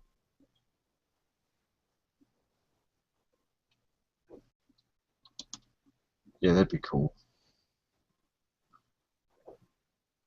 Someone's And probably if you- tried to remake it. Can't write a script for it. Yeah, and just in case Khalid doesn't know what the greatest American hero is, it's.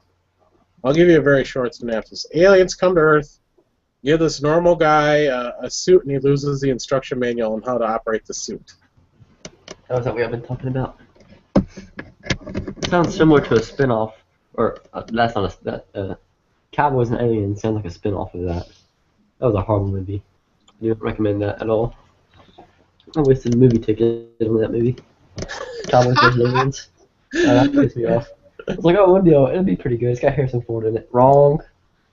I'm about to hit Khalib up with the theme song. Oh, There you go. must. Listen to that. Over the microphone. No, Yes, mute yourself before you listen to Can it. you hear it? no. Good. I have on headphones, but I mean, the mic's like 2 inches away from the headphones. This is so cheesy. Alright, I can't get past 20 seconds.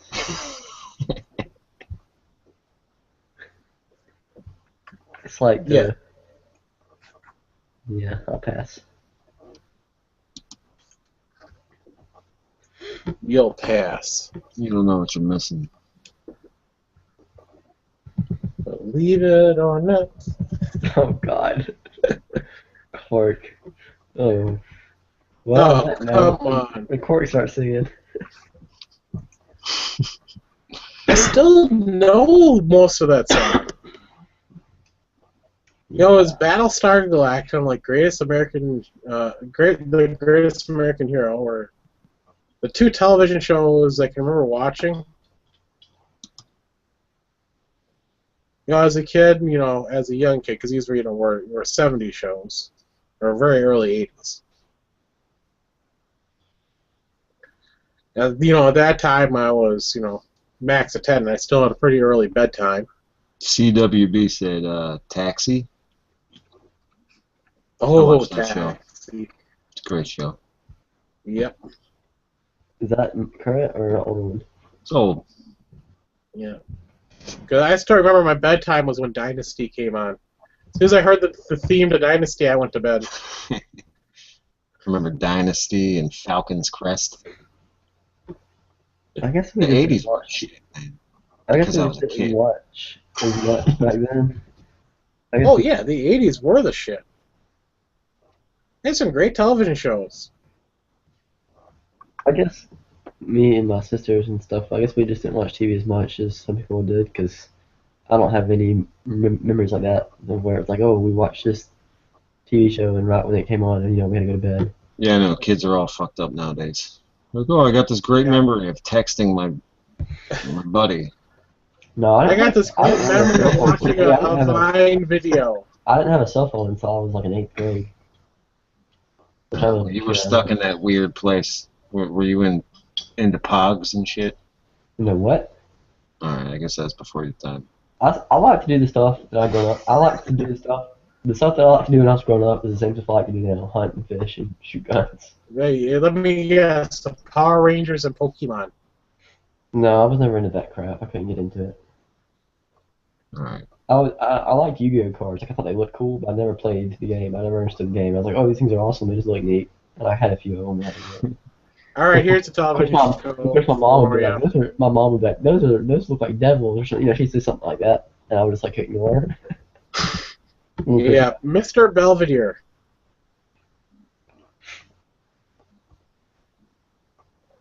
He doesn't know. No, but you do. Yeah. Mr. Who? Mr. Belvedere. Yeah, then I didn't catch that reference. I wish that was syndicated. What does anybody play that? I don't know, but you'd expect something like Nick at Night to play it every once in a while or something. And they killed Alf. You guys are old. Yeah. Gordon Shumway. Well, you got Family Ties.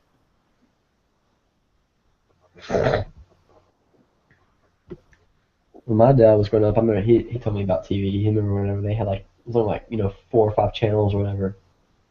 And then he said he hated it whenever it was like a political announcement or something with the president or anything like that because they'd be on every channel. Yes, you had Watch TV. PBS, one independent station, ABC, CBS, and NBC. That's And funny. then if you got old enough, later teen years, you got Fox. Oh wow. Oh, Yeah, that's like nice. when I was a kid, I had a TV in my bedroom, but it was a black and white TV with an antenna on it, so I only got whatever I could get with the antenna, UHF. And It's funny. I've never had a TV in my room that had satellite TV hooked up to it. I had a TV like when I was real young. I had a little small like one of those 13-inch TVs.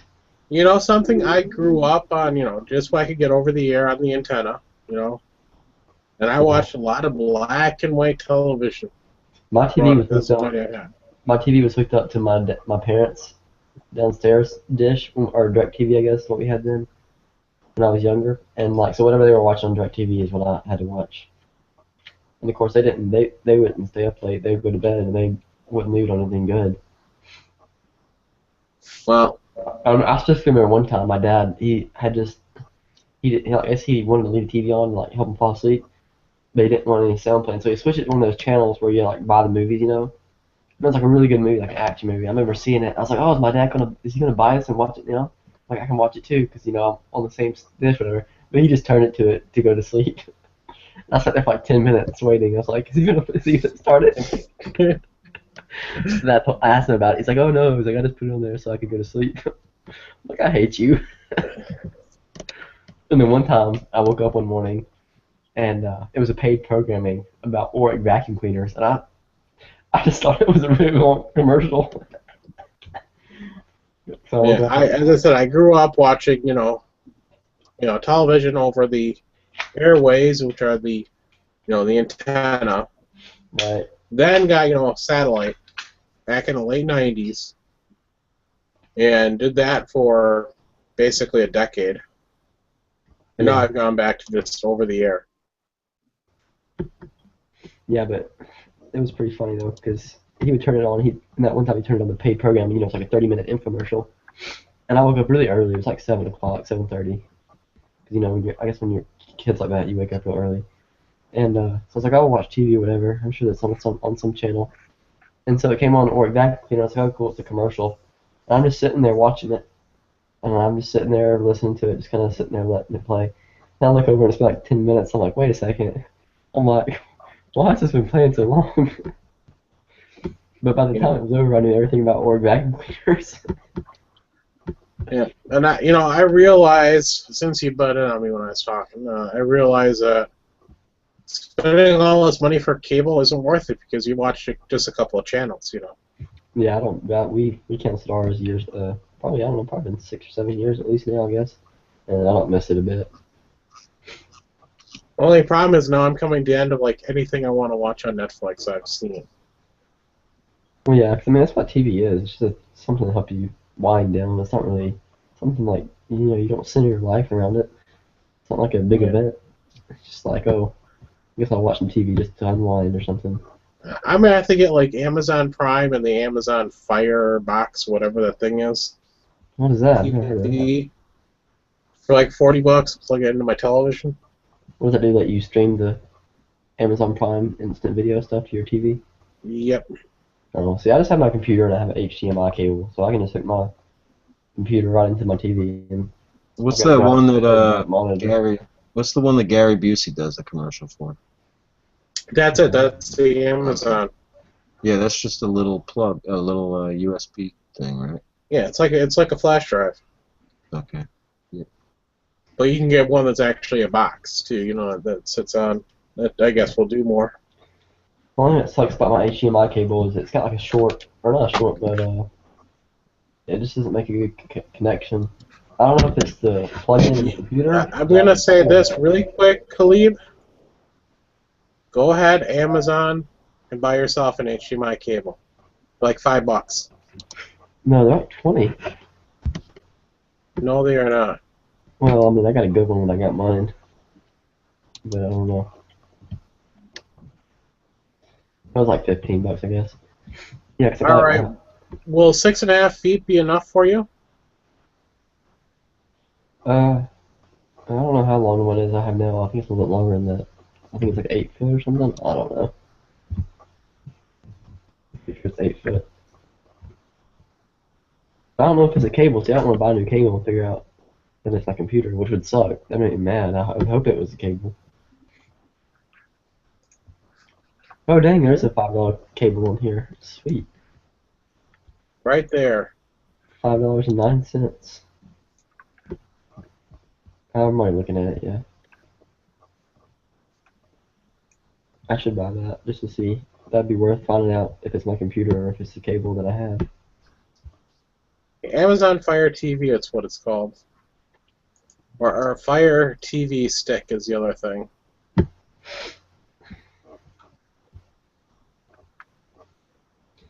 Does Amazon actually make this HDMI cable? Looks like it. It has their name on the cable. It says Amazon Basics. Yes, it's actually made by Amazon. I didn't know they had their own manufacturing line like that. Well, I guess someone else They makes it do. and they put their name on it. I don't know. I just buy it and get their name put on it. How much is it for? What's a 2-pack? What does that mean? Oh, double. How much is it for 15 foot? Yeah, $12. That's still pretty cheap. That's way more than enough cable that I need.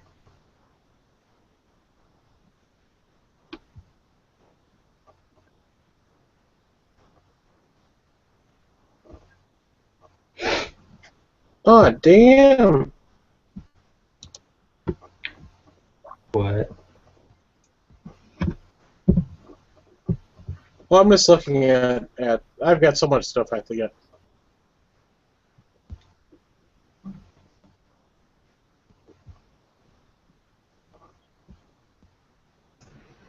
Yeah, the Fire TV is $79, but it's only a temporary thing. I think that's the one I'd want is the Fire TV. Click on that Spanish He-Man link. You'll learn some Spanish. It's good for you. Hola, ¿cómo está?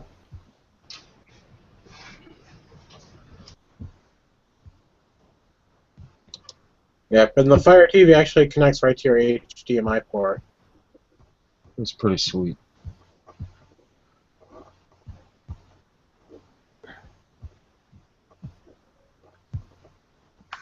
You know But how they actually make a Amazon Fire Gamers bundle because you can actually play games as well with this. You know, I imagine it'd be like Angry Birds types games. You know, but you don't have time for that. It's called Fire TV. Ouch. $80. What's the difference between Amazon Fire TV and Fire TV Stick? that's what I'm looking at right now. I'll tell you in a second. And the stick just runs off Wi-Fi. Yeah, I wouldn't like that. From your 'Cause modem. knowing how reliable our Wi-Fi is, I would get really mad at that pretty soon. What does Amazon Fire TV do? Plug into a phone line? Plug into your HDMI. Wait, what? It plugs in. Oh, for the internet? I guess you can use the internet. I don't know. So do you get a free year when you buy this since it's $80? 30 days. Oh, okay. You get 30 days free of Prime? Yeah, I'm trying to figure out what the difference is between the. Heck, you can do that without buying anything. You can go. The first month of Prime is free for any new member, isn't it? I think I have all these apps on my TV. Like I could just go to it. They signed me up for Prime once. I don't know how I accidentally hit like the sign up, and then I got a fucking charge on my credit card for $80. I'm like, hey, dude, I don't remember signing up for this shit. They refunded me my money. I was like, ah, sorry, didn't want the service. Yeah, I think it's a good service if you use the hell out of it. and the videos are cool. I wouldn't mind having it, but you know, I don't know. I'd have to kind of plan that out to take that cost down. All right, the Amazon. What does the Fire Stick only do? Amazon Prime? Is that what it is? No, it does a whole bunch of things. It Okay. does. This one lists Netflix, Hulu Plus, Amazon, Watch ESPN, Crackle, HBO Go, Showtime, Anytime, PBS Kids, Pandora, and Bloomberg TV. Yeah, the stick does like Netflix, Amazon, HBO, ESPN, Yeah, Pandora. but you still have to have an Kids, account. All it is a player to play it into your TV. You still have to have an account for all that stuff. So, I mean, if you have a laptop, why would you need that? Yeah, I don't get it either. I mean, I have a laptop. I can. I'll tell you exactly why. Because I hate watching anything on my computer. I've got this beautiful 42-inch television that's with a 5 feet screen. away from me at the most. Yeah, but that's all you gotta do is I'd go to rather, HDMI yeah, I'd cable rather to watch your- it on there, where I've got a little better picture, bigger picture, higher, definitely better audio. That's the same thing I do on my TV. Is I run an HDMI cable to the TV and put it in full screen. It's just like watching it, like if I was watching it on DVD. Except I mean, you're still streaming it, so. I already Yep. have most of these apps on my TV already. I have a smart TV in the living room and a 55-inch, but 57-inch, but I only watch it like on every now and then, and then on the weekends, realistically. And it's connected. I used to watch Netflix all the time when I had my Xbox. I used to use my Xbox for it. And that was about it. I didn't use it for anything else. The internet and YouTube and crap like that on the Xbox was stupid. I like watching the movies on my computer. I mean, even the the monitor I'm using right now is an old 4x3, but it's a LCD, but it's an old 4x3 that I have, and a Sony, and that's what I'm on right now in the garage. Okay, the difference between the box and the stick. The box is can be wired with it can be wired or wireless. It's got a quad core instead of a dual core processor, 2 gigs instead of 1 gig. So I mean, but that's slower than your regular computer, isn't it? Like I think my computer has like I forget how many RAMs. Processing. No, that's how many. That's how much memory. Yeah, My phone has your computer. 6 gigs of RAM. Yes, your computer has more. Yeah, but it's doing a lot more too. This is doing a lot less. Yeah, my new phone has 3 gigs of RAM. Yeah, I forget how much my computer has. I think it's like I want to say 8 or something. I don't know, maybe more. I forget. It's been a while since I. Look, I know I got 750 gigs hard drive space. But I mean, it's not going to be any better quality with the Firebox or whatever than it is with streaming it through your computer because you're still streaming it either way through the internet. Yeah, and the nice thing, if you have like the Amazon tablet or phone, which I don't know why you'd have the phone. Tablet maybe, the phone I don't get. Maybe You can just use that. You can fling what you're watching on your phone to your television. That phone they made, it's not terrible, but they went completely on their own and created it. It has all those cameras and get that 3D effect all over the phone. It's kind of neat, but it's just so like way out there that it's like, that's not gonna work because nobody's gonna want to transition it and be the guinea pigs and and deal with all the crap that they're not gonna be able to do. I saw it at the AT&T store because I just got my Note 4. I upgraded my wife to my old Note 3 Samsung, and I saw the phone. It looks cool, man. The screen's neat, but it's just like it's a little gimmicky. I mean, they initially came out that phone. They wanted like $200 for it, and then they offered it for free like a month later. It's free? Yeah, I think it's free with a new sign up or your new contract. I mean, everybody's trying to push you into that whole like pay $25 a month to get this phone because they want you to pay for the cost, or for 30 months. And that's what I had to do with the Note 4. I basically signed up. I'm paying Yeah, $27. that's what I'm doing. That's what I'm doing with my S5 too. That's the only thing that you pretty much they would let you do to get it, not a upgrade or whatever. Yeah, but I mean, it only has the Amazon Fire Phone. I'm comparing. I was looking at the camera specs, or whatever, and it only has 13 megapixels, and the Galaxy S5 has like 16. But I Yeah. mean, then again, though, the Amazon Fire is like a third of the price of the Doesn't Galaxy. matter, man. That's a lot of megapixels, 13. It depends which one has a better lens at that point. Yeah, mine has 16, I think, as well. Let's see here. But now I was there, and then I'm there getting my phone up, doing the whole transfer shit, and then I, for the most part, just getting everything updated. And they're like, hey, you want? We'll give you this tablet. It's $10 a month if you want it, and it has built-in, a cell phone data plan. You can throw it on for $10 a month, and it's not a fancy tablet or anything. It's from LG, and I was like, fuck it, why not? I have a tablet I have for work, but I don't ever mess around with it. I just do business on it. Real nice iPad Air, but for my own personal use, I was like, yeah, I've been wanting to get one, and since I'm probably gonna get jack shit for Christmas, I might as well give myself something. Yeah, Amazon Fire Phone is actually pretty similar as far as the processing and stuff. It's that and the Galaxy S5 both have the same amount of RAM. I'm trying to see if their processor is the exact same or not. I can't find it. It takes a while to get used to. That's right now my wife's all getting pissed off that messages are coming through, and I told her, that phone I passed you was like their flagship phone for Samsung. It's a complicated phone, man. It can be easy if you're simple-minded, but it can. I mean, you start fucking with everything. It's a kind of complicated phone. Like, yeah, there's a lot of shit. You have to pay people to to set this shit up. So some people do. I was like, yeah, it's a pain in the ass. So that's why I think I wanted to go to AT&T stores as I could yesterday. What phone was it? That was you said it's pain to set up? Well, my old phone was a Samsung Note S3, Uh-huh. or not, Samsung Note 3, Galaxy Note 3, and then I got the Note 4. I gave her my Note 3, and I was like, it's gonna be a transition. It took me a month to kind of finally to get used to it, coming from an iPhone. Yeah, same. Yeah, that's the same with me. Cause I went from my iPhone 3GS to a Galaxy S5. That's a big jump. I used to have it was pretty easy. It was pretty straightforward. I mean, everything was pretty easy to learn.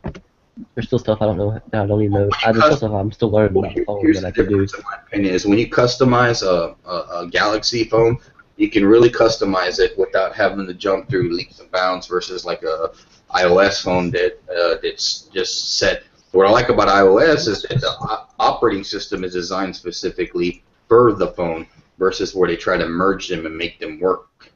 And that's the difference. But I like it. I will never go back to an iPhone until they put a memory card slot. Yeah.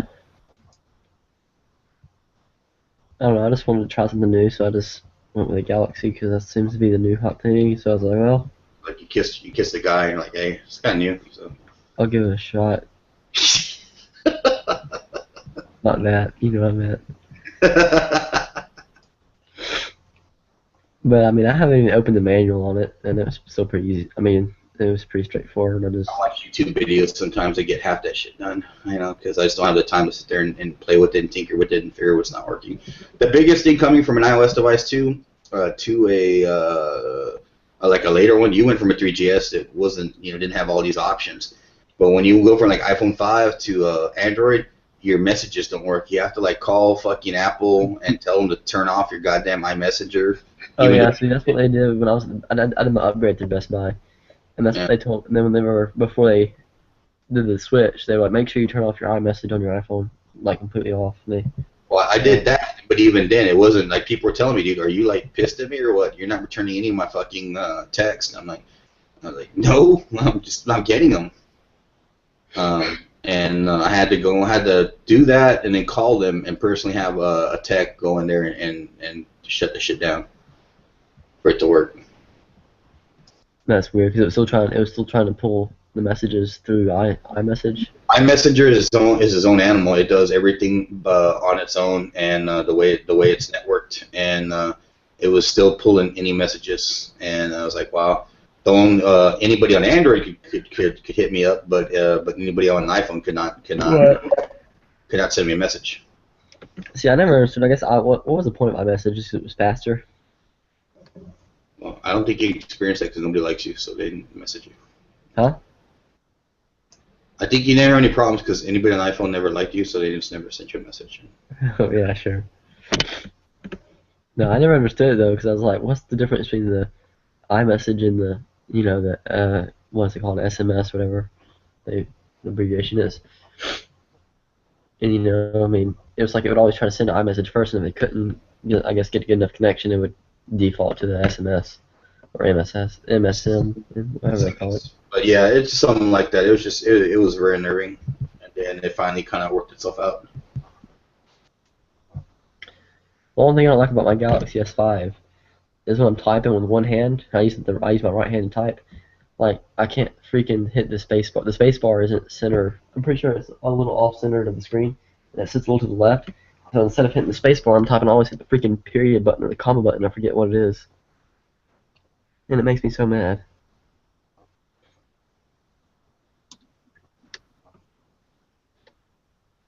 Or actually, no, it's not even.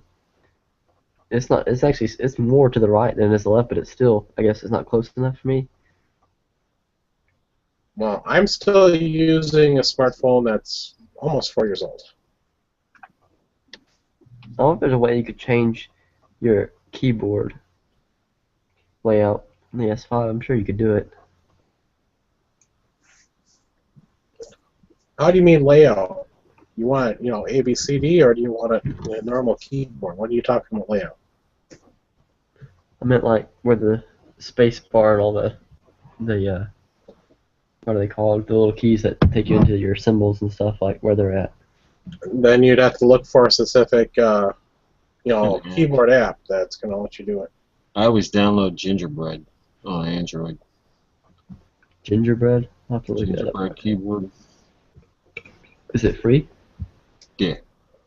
I used to use Nova Launcher on my last. Is it Ginger keyboard or is it Gingerbread? Because I see Ginger keyboard. That might be like a new version. Is it a big blue G? No. Let me see. Hang on. Let me turn on my camera. Is it the first one right there?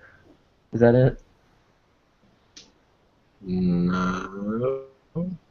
Not that It says Ginger keyboard. Type in gingerbread and see what happens. No, it should have like a gingerbread man. Oh wait, hang on. That. Oh crap. That.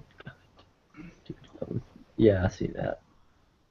Keyboard from Android 2.3. Yep, I use SwiftKey, which is a swipe typer. What does that mean? Yeah, my girlfriend likes that. I don't get it. Oh, is that where you I gotta just- connect it? Like you can't you don't take your finger off Yeah, the yeah, screen. yeah. Right. Yeah, I don't like that either. Like if you wanted to, spell fellow, you start with the F and then you go to the, E and then the L and the O. The only thing is W, there's so much room for error there, and that you're leaving so much up to autocorrect, and autocorrect isn't, always correct for what you want to type.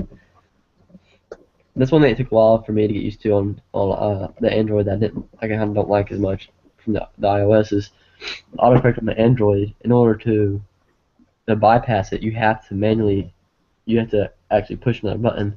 Whereas on the iPhone, the only way it would replace the word is if you click that word to let it replace it. Well, I'm going to say this about, SwiftKey, it actually, it learns your vocabulary as you start spelling, using it more.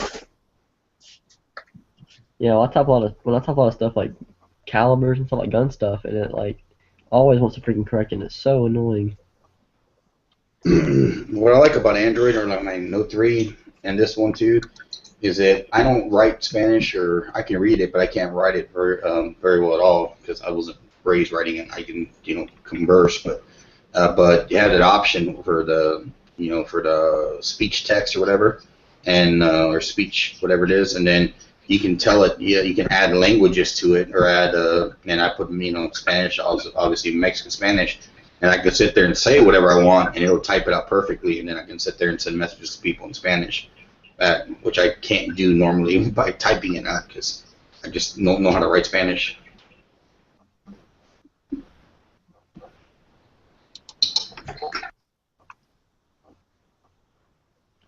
That's one thing I liked about my iOS. I think I downloaded it was already in the settings. Whenever you got the phone, you could add different language keyboards to your keyboard. Yeah, but not to Siri, to auto text or autos. Oh yeah. Well, I had a 3GS, so it didn't matter. I couldn't do that anyways. No, I mean that Siri sucked. I mean, I bought that, and I had the 3GS on my first iPhone, and I got that through 4S, and then I got the 5, and I had through 3 versions. I went through, and I was like, that's it. And then what tore me up about not getting the next iPhone, or even going back to them, is the fact that the stupid iPhone 6, it's the shitty construction. On top of that, it doesn't have a fucking SD card, a micro SD card, because they want you to use their fucking cloud service, the Apple Cloud, the store. Get a 16 gig and pay us $30 a year to store 20 gigs of your shit on the cloud. And they've gotten hacked. Celebrities have gotten hacked too. Because they're Yeah. party photos and them fucking getting naked and all kinds of shit too. Oh yeah, I know all about that. No, but yeah, because the Android has the micro SD. I don't know how much space mine has on it. Well, I mean, you can do up to now. You can get them in 128 gigs, but I mean, it just depends on the compatibility. But you could probably get a 64 gig card, or at least a 32 gig, for, if you look online, maybe $20, and you get a 32 gig card. You put it in there, and you store all your, your media on there, and then you move it to your next phone, and it's fucking awesome.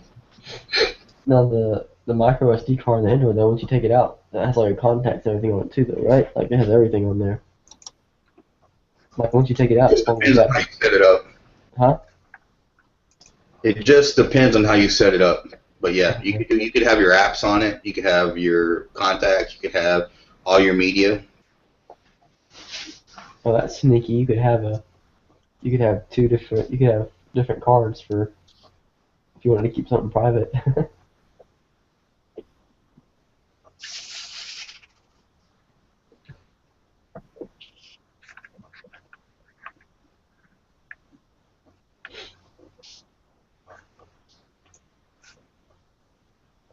I don't even know how to take the SD card out of my phone. I haven't even taken this phone apart yet. Just take a hammer to it, and eventually you'll find it in the pieces. Well, I guess it's a little dot right there. You gotta put a pin in there, like the iPhone was. What is this sticker on here? It says Qualcomm, it's something comms. Qualcomm 4G. Qualcomm is a major producer of wireless circuits and shit, and Should I take the sticker off the phone, or is that supposed to be on there? if it came on it, obviously. Well, sometimes they put that crap on there. It's like. But yeah, usually on some phones, they'll have like a SIM card they'll have the SD card right under the SIM card, or in the same general area, right on top of each other. Some they'll be separated. Apparently, it's pretty easy to pop off the back cover of the Galaxy S5 too. So you can like change the battery, right? Sometimes you have to take out the battery to be able to access it. That's how you have to access my SIM card is remove the battery. I have no idea. I never took out my iPhone either. The only thing I ever did with my iPhone was take out the SIM card, and that was it. Only thing I like about the Galaxy, well, it's kind of a win-lose situation. The speaker is on the back of the phone, which helps the phone be thinner and more slim, but it means like when you're holding it in your hand or something, or you lay it down flat, you don't get very good audio. Well, I use a speaking case for all my phones, or my Android phones. The ones my Note 3, now my Note 4. I ordered one. I should be hopefully getting it right before Christmas or the day after. But dude, that my iPhone 5 was definitely loud but this fucking Note 4 and the Note 3 can be loud, but this Note 4 is fucking loud. It has a speaker in the back on the bottom, and it Yeah. is loud. Like when you crank something up, you can definitely fill up like a small office, and like you'll be jamming all fucking day. You know. Yeah, see, I just wish the Galaxy S5, it's a lot louder than my iPhone was, obviously, but it's still not as loud as I'd like it to Mine be. was pathetic. I had to use earphones, but Yeah, my iPhone sucked. Like, if I was watching something on my iPhone and people were talking, I couldn't even hear it. Like, not even, like, in a loud voice. Like, if they were, like, my iPhone 5 was better for sure. It's the last one I bought. But then after that, the Note 3 was louder for sure, but this one is even louder because speakers in the back, not on the bottom, and it makes a big difference. My speakers are on the side of my phone, so. Haha. on the side. Well, that's cool. Yeah, I saw G-Webs had a picture of his phone that he updated recently, and I couldn't pick out the model. I don't know if he's doing like Cricket or one of those programs like that where they're No, he's using a military oh really style of heavy-duty phone. Is that I can't remember what it is, but it's like a Samsung, but I've never seen that model before. right. It's one of the heavy-duty. It's supposed to be like waterproof and shockproof and stuff. Doesn't Sprint make stuff like that? A lot of stuff like that? There's a lot of brands that do. Casio makes one that's known. It's a Sprint phone, yeah. Yeah, that's what I think. Sprint is real popular for work. I remember my dad used to have like a Sprint, one of those phones that was like a walkie-talkie too. Kind of neat. Well, those are Sprint bought out Nextel. Yeah, that's what it was. It was it had Nextel on it. What does Nextel They do? have, it's called push to talk. They have those on wire work. That's what all the basic people that work there have. Push to talk. That's all they have. They don't have even cell phones. They said the push to talk, enable on their phones for them to communicate with, their offices. But it still has the same range. Like you can still talk just with it. I mean, it has the same range as a cell phone, right? Yeah, my BlackBerry has a man. That's one I have for work. It's BlackBerry 9330 Bold, and I can't fucking stand it. But it has push to talk built in, as well as your standard smartphone shit. I don't like Blackberries, but I've been working this place 3 fucking years, and you get used to them. I personally can't stand them. My aunt used to have a BlackBerry. I remember that like years ago. My favorite thing about it was the game on there, the way you move the little slider and hit the ball and knock the bricks out. Brick Breaker, I guess is what it's called. It was the best Brick Breaker version game ever. I don't know. It was like one of those great default phone games. Kind of like the same thing with the old Nokia's with the worm game.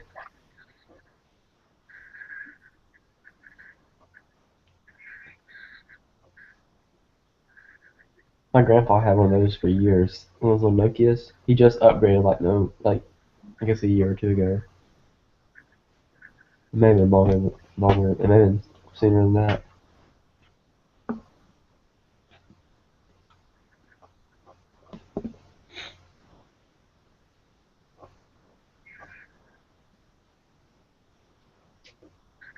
Yep, no, it's quiet. Yeah, I've actually been looking at those Cricket phones because basically give you the phone.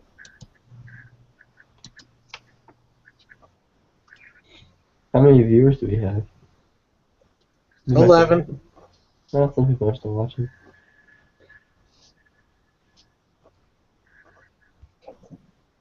But I use Virgin Mobile right now, and I'm getting terrible service where I live. Which recently changed because they updated their system, so. And it's only 3G. Yeah. Oh, I know. My gosh, the 4G. I went from 3G to 4G at 4G LTE, whatever, and it's so much better. Like when I had 3G, I couldn't even to install apps out in the in town, whatever. If I wanted to download an app with no Wi-Fi, you could forget it. Unless it's like a really small app or something, or I had really good service. But now it's like literally 15 seconds, and I can download a new app. It's great.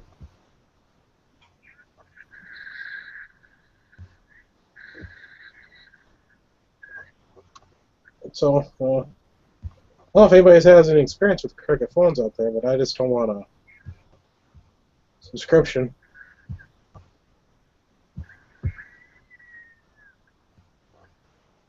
Mm-hmm.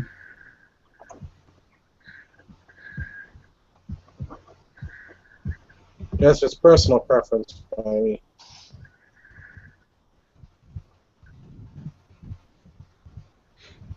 We have AT&T, and they're all right, I guess. It depends on where you live, like how good their coverage is. It's based on where you live and how many towers they have and all that. Because like certain parts of town, AT&T is really good, and certain parts of town, Verizon is really good. Yeah.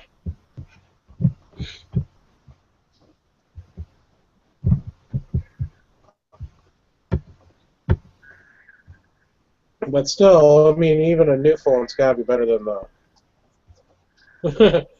Even a crappy new phone's gotta be better than the one I have. Yeah, I've only ever had 3 phones. I had a Samsung slider phone, then I had the iPhone 3GS, and I had the Galaxy S5. I still have all 3 phones too. I still have both my old phones. They're good backups. If I'm ever in a bind.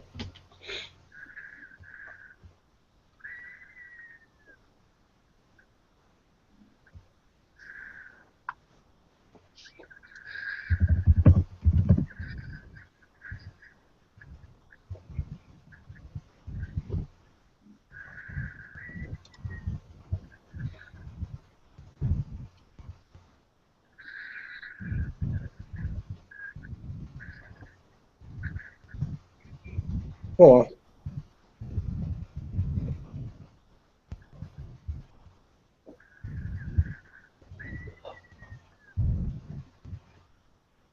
My throat sore. Coughing so much.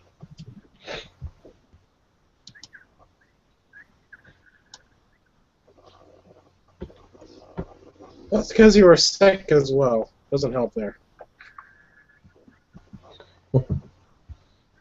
And playing real life Super Deep Throat also doesn't help you. Very funny.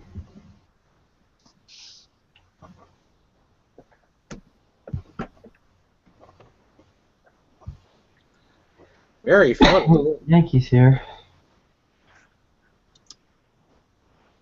Oh no, Yankee join. What are we ever gonna do?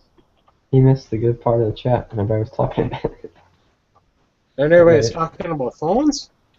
I noticed that in general, when people were talking at all, everybody's tired now. I'm afraid I didn't miss much. No. Yeah, that's true. Not much. Not too much. Luckily, it's recorded, so you can always go back and watch it. Now you're right on that. Yep. Yeah, you missed the 80s movies part. Yeah. Gonna want to watch that. I don't know a lot of 80s movies. There's like a whole period of time, like between 1985 and 1993, where I didn't watch movies or TV because I was busy. I wasn't alive then, so you know. Yeah, we're talking about like John Hughes movies, John Candy movies. I've seen like Plane, Trains, Automobiles, things like that, but I have never seen any of like the like 16 Candles, all that crap that I always get talked to about. I'm like, I've never seen this. Wait, Yankee, aren't you the one who hasn't seen the Goonies? I've never seen the Goonies. Oh my God, no! I thought that was you. That's horrible. You have to watch it. Let's see. Real Genius, Yankee? Nope, never even heard of that one. Please tell me you've seen Pulp Fiction. Nope, never seen Pulp Fiction. Oh my God! You gotta be kidding me. Nope, I've never. Oh, But I need to. Weird Science? you've been missing out. Science. That was like pre-85. That was like 85, I think. What did 85, 84? 84, I think. Yeah, see, I saw that. I was still around. I was still in high school for that. I think that was the first really big John Hughes movie. I saw Weird Science probably a dozen times. That's when we first got Betamax. Yep. Betamax? What is that? This was before VHS.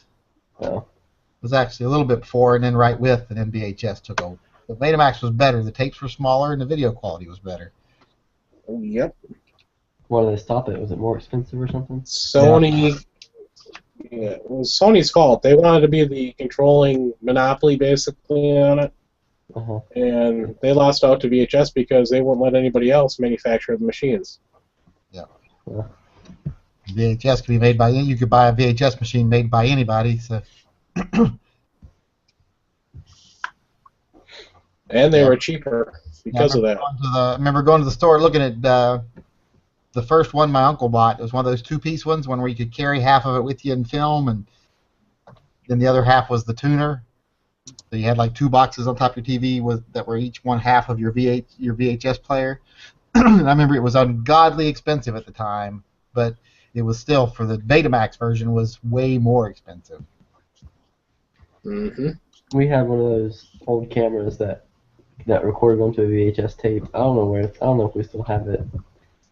That's like what my parents used to video us when we were little. The very first VHS tape I ever owned was The Karate Kid. I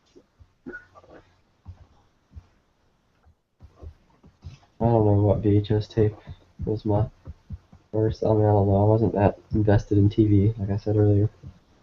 Dude, you were 3 basically when DVD players came out. Yeah, but still, like a large majority of the movies I watched growing up were on VHS.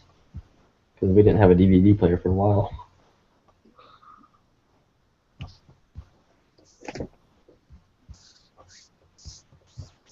That's surprising you haven't seen Real Genius. I think you'd get a kick out of it.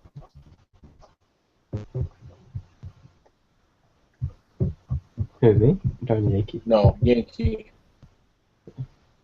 Because Real Genius has a very, very young Val Kilmer in there, which is... He basically made the movie very funny. I watched a movie with him a while back. I don't know if this was Why would I give a shit about Val Kilmer? I don't even know if I've ever seen a movie he was in. Except for Batman. That was horrid. I think I only saw half of that. As I said, it's probably the only good Val Kilmer movie he's ever been in is Real Genius. I watched a movie he played in a while back where he was like some kind of like demon or something, or but he was in a human form or whatever, and like torturing these people at the police office. It was a cheesy horror movie. I don't know if I've ever seen a Val Kilmer. At least not all the way through. Police Station. Let's see if I can find a movie I'm talking about. What was the one he was in with Tom Cruise? Top Gun. I never saw that. So. My mother saw that a dozen times. Oh, come on, Goose. That's it, The Traveler. That was the name of it, The Traveler. It was this B-rated horror movie. It was on Netflix. I watched it one night. I was bored. Yeah, Real Genius was his first movie that he was in. He was in some National Lampoon movie that I saw like 10 minutes of once and never saw again. It had a cow in it with boots on. That's all I remember. Okay, Yankee, what's your favorite holiday movie? Holiday movie? Yes. Probably National Lampoon's Christmas Vacation. Can't fault you there. That's my second on the list. You can't really think of a lot. But Planes, Trains, and Automobiles, I don't know if that would count as a holiday movie. That's a Thanksgiving movie. Yeah, maybe. It'd probably be tie between that and Christmas Vacation. What was that? What movie? Planes, Trains, and Automobiles? Oh, yeah. Yeah. So Christmas Story is mine. You mean the Christmas Story, the one they play all year, every year? Yes. That's all right, but I've never understood the super appeal of it. I mean, it's okay to watch. People watch it now just because it's a tradition, but I've never thought it was that amazing a movie. Yeah, it's insanely popular. I've never seen it, though. I personally can't stand it anymore. Really. I always thought his voice was a little annoying. Little kid. The only part I even like is when the Santa Claus goes, "You shoot your out, kid," and then goes, "Ho, ho, ho," and kicks him in the face. Kicks him down that slide. Yeah. That's the only part of it I really care about. Other than that, I don't really. It's like when the kid sticks his tongue to the pole. Yeah, okay, I guess. when he beats up the bully, but that's it's just not the greatest movie if you ask me. It's kind of slow paced. I couldn't sit through it from beginning to end. There's no way. Well, they play it 24 hours a day, year after year, and it kind of gets old fast. Yeah, I'd rather watch National Lampoon's Christmas Vacation from beginning to end any day other than that movie. Well, to each our own. I'm a big fan of trying to remember. Actually, I read his. I saw the movie when I was a little kid, in the theater. But then I actually got his book, was a whole bunch of the short stories. Because he was a radio guy, kind of like a Garrison I don't even Keillor. know who the hell you're talking about. I'm trying to remember his name, and it's driving me crazy. The guy in the movie, the guy that wrote the movie, the guy. The guy that wrote the movie, narrated the movie. I don't care. But he wrote a book. It's called "In God We Trust, All Others Pay Cash." It's a whole bunch of short stories about his life growing up.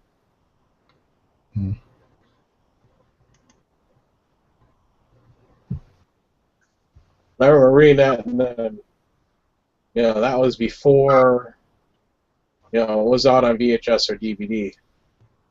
I remember a big popular movie when I was younger was the Santa Claus movies with Tim Allen. Those were never really popular unless you were 7 and thought they were popular. Well, yeah, that's how old I was when they came out. So everybody was.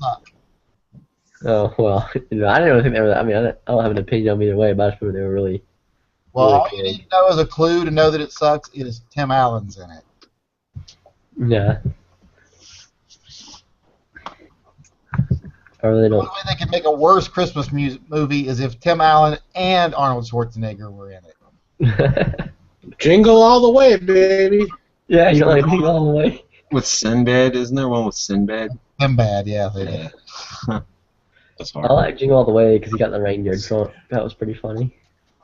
I've never seen that movie all the way through, but I've seen clips, like little pieces of it.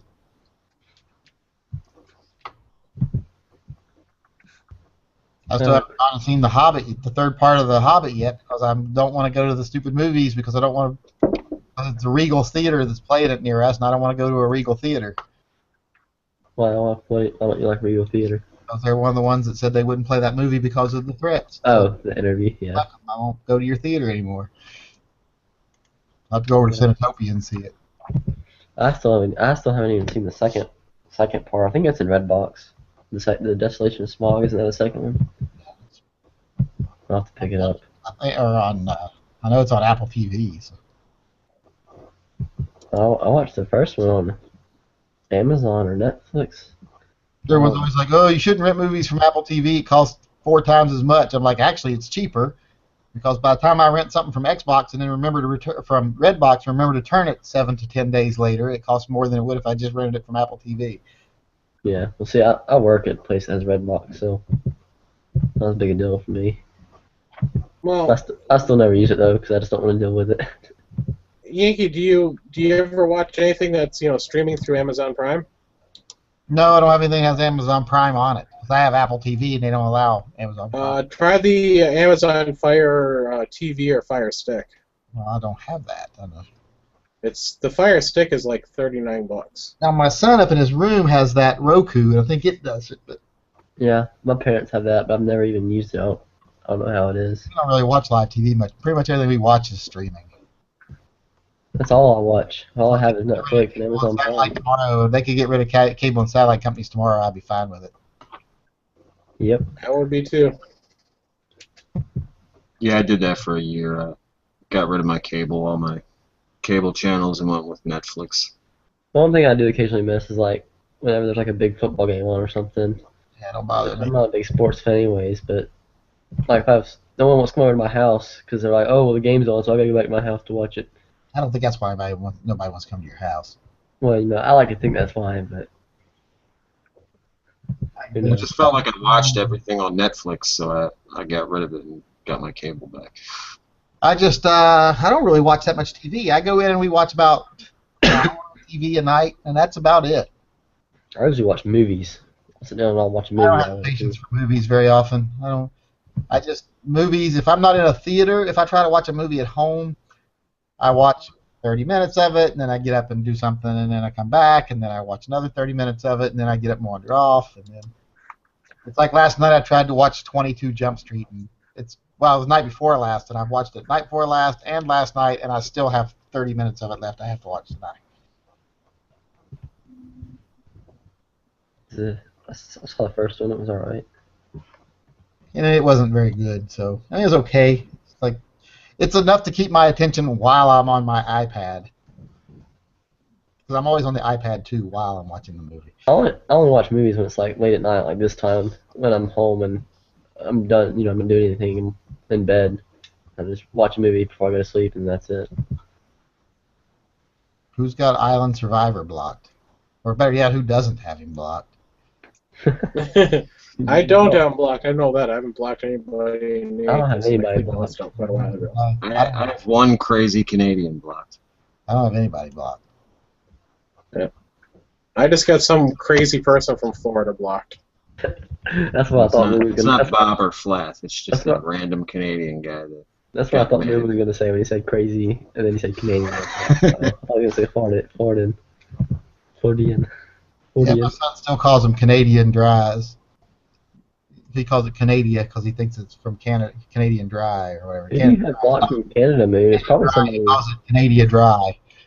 It's probably that kid. Wasn't there a Canadian kid who used to come to these chats? Like, oh, it's been months now.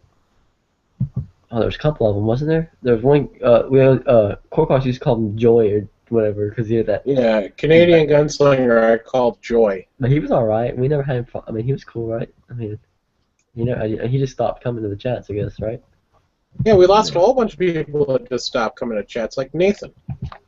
Yeah, what the heck? He hasn't even been on YouTube. Like, he uploaded that one video about the pine beetles, and he didn't respond to anybody's comments on there either. I don't think, because both me and Stone Guy commented on it. I don't know. Maybe he just didn't. Maybe he just didn't want to reply to mine. I don't know. Let me go check. I haven't looked. If you replied. Yep, life happens. I don't have anybody blocked on this account. Maybe after the new year, Nathan will be back. Yeah, Island. It just might be a glitch with Google Plus because it says that I can't remember who else is saying that they gets blocked and they're not blocked. Mike. Mike, that's it. Who's Mike? He's the battery guy. Furry guy. Who's that? Mike? No, what's his last name? Oh, The well. guy who's into furries. That weird guy, the furry. Yeah. And he always has a little thing like the B person that goes off during the chat, and he's like, "I'll be right back," and he just leaves like. I don't know if he has some kind of time. He's got to go take care of his grandmother or grandfather. Okay, yeah, something like that. I mean, I figured something like that, but that's all I always remember him because I always hear that thing go off, and he's like, "I'll be right back." Like, okay. Yeah, Nathan didn't reply to any comments on the video from 2 weeks ago, so he's probably busy with who knows what. I ate too much waffle. You get too much blue waffles? No, waffle. We had breakfast for dinner, and I made waffles, and I ate too many. Breakfast or dinner is the best, like pancakes or omelets. Yeah, we just pancakes and omelets. the kids just wanted scrambled eggs, country sausage, and waffles, so we made scrambled egg, country sausage. Yankee, I thought you were on the track to fitness running on your treadmill every night, or whatever it is you have. That I do. I Oh, work out. so you're working off all the fatty. I still eat whatever I fucking want to eat. I just watch how many calories I eat, and then I exercise if I eat too many calories. Yeah, just portion sizes. And I didn't portion size it tonight. Of course, it's Christmas week. I know I'm not going to lose any weight this week. If I just managed to only gain 2 pounds during the Christmas holiday, I'll be happy because I can take that off in a week. I'm still young. I don't. Yeah, but you're really ugly, so it doesn't matter if you're fat or not. Yeah, I'm just going to fast say metabolism, this, though, Kaleem. Huh? One of these days, after you eat that whole turkey, you'll wake up a week later and you'll gain 50 pounds. Whole turkey, yeah, right. Never gained any weight till I was about, I don't know, early 30s, mid 30s probably, Yeah. early 30s. And see, that's the way my grandpa and my uncle was, his son. And I take after them a lot, and they're still kind of tall and slim, and they still don't put on a lot of weight.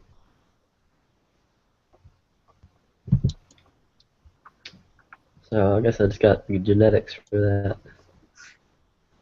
You gotta be careful though, because those guys are like, I'm skinny, can eat however I want. They have a lot of heart attacks. Yeah, you can still yeah, that's right. You can still be unhealthy and be skinny. Yeah. Yeah. So Yeah, that pound of bacon you eat every day, Khalib, is not healthy. I was doing it 100% because I was heavy and unhealthy.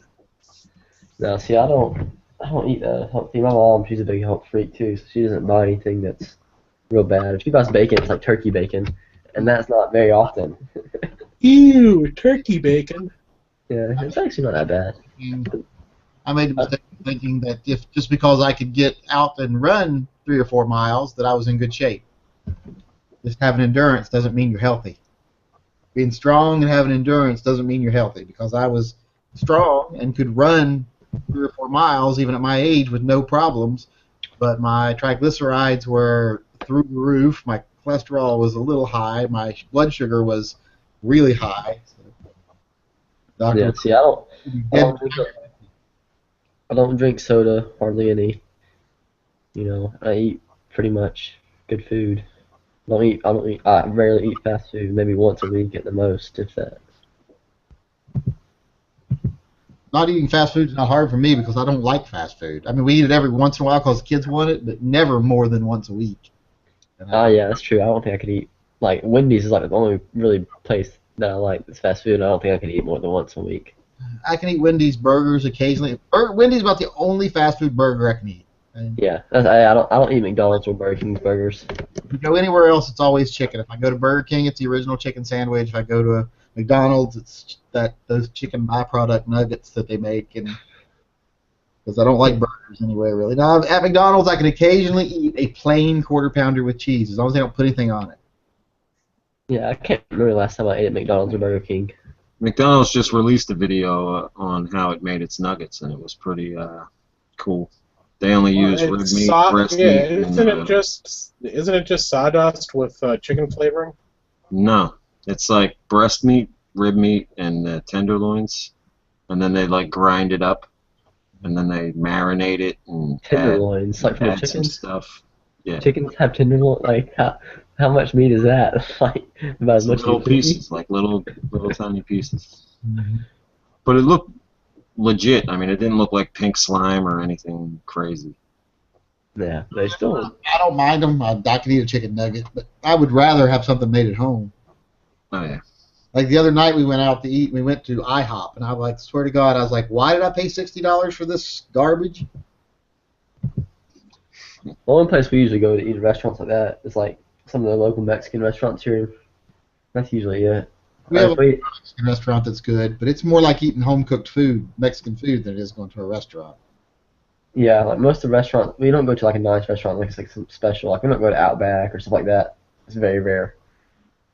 Like I get the burrito, the beef burrito, and it's an actual beef burrito. It's not like fake meat or anything. It's they actually cook a pot roast and then shred it up and put it in your burrito. I usually get Speedy Gonzales or something like that.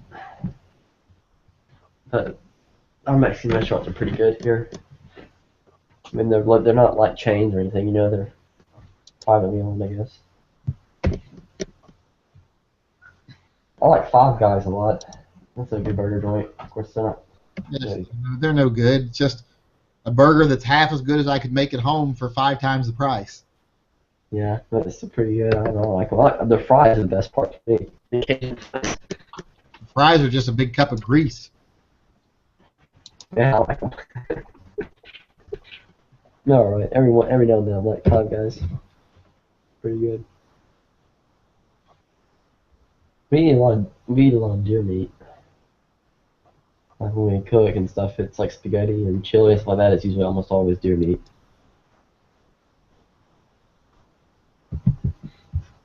Because we have so much of it. Yeah, we eat a lot of venison back home, but we don't eat it up here. Back in Virginia? Up here, we just buy a side of beef every year, and we eat on that all year long. Yeah. The only thing I ever buy at the grocery store is chicken and pork chops. We had a cow years and years ago. My dad bought it as a calf, and he was going to plan on raising it up and then getting it slaughtered, like for free or whatever, like going in on halves or something like that. We ended up naming it Hamburg or whatever, and then it got bigger and we didn't want to slaughter it, so he sold it. But that would have been nice, though, having that meat, though. Good steaks. Because all we raised it on was grass and grain. Sweet feed, I guess.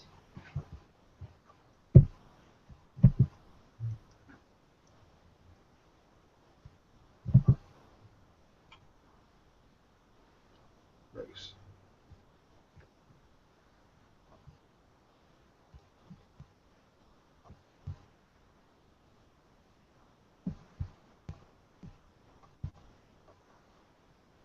Yankee, are you doing anything special for Christmas, gun related?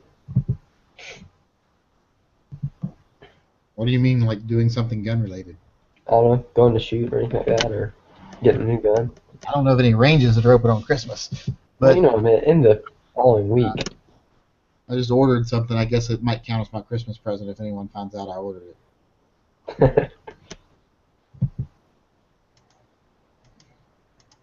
Actually, I ordered one thing thinking, well, I'll order this one thing because they're having a sale, and if you buy the one thing, you get the other thing free.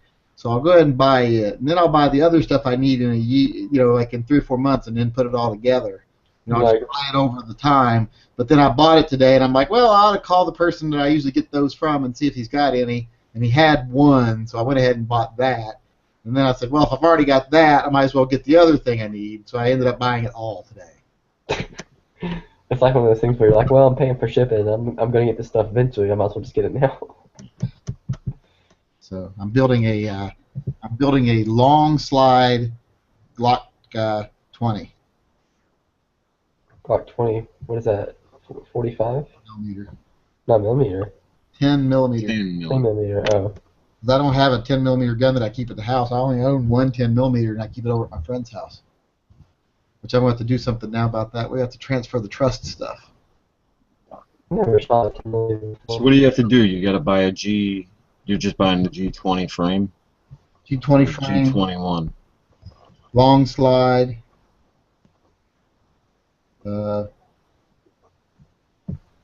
What slide are you buying? What will the slide be marked? Actually, I'm buying the tactical length slide, so it's kind of like between the standard slide and the long slide. It's a 34 and 35 length, right?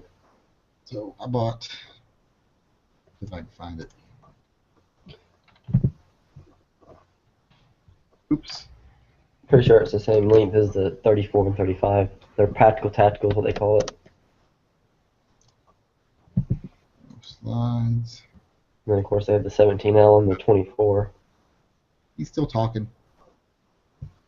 Yes. Ordered.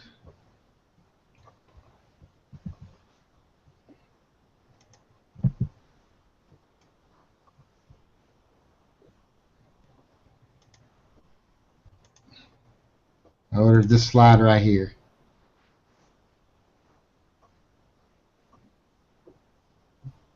Cool. All right. Kind of looks like a G41 slide with the Yeah. top cut out. This is so it's a 34 or 35 slide. A little longer. The frame will, you see the lug right there, the bottom is extended back. That's the same thing I have. Wait, here. Like this, Hold on, I can't see you. where it sticks out past frame. A normal 17 would stop here. Yeah, it'll do that like that right there. Except for now, they taper that bottom. This? The Yeah, actual slide? you taper that. Here, I'll show you. Yeah, they like cut it, slant it back. If you look at Is it, that one of those Timberwolf? Oh, that's the frame they make. Never mind. can you see it right there? Oh yeah, that's weird. They do a little taper back cut on it now. Which I guess that really doesn't matter because that part of the slide doesn't touch the frame anyway. I mean, it doesn't matter. It doesn't interact with the frame anyway. Anyways, I guess they just that for aesthetics, for looks. I don't know.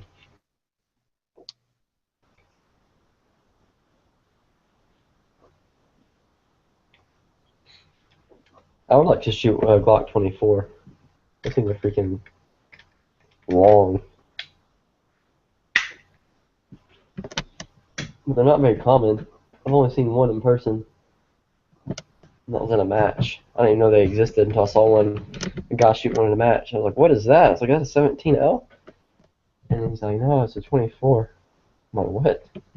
Like, "Yeah, long slide 40." I was like, "Oh."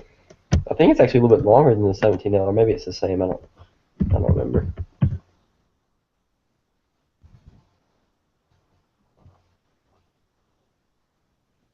Yeah, I bought that slide, and then I bought the frame for it. I bought a Glock 20 SF frame for it. How much was the frame? Frame was $195, I think. Shipped? Well, I think I paid $10 for shipping. That's not bad.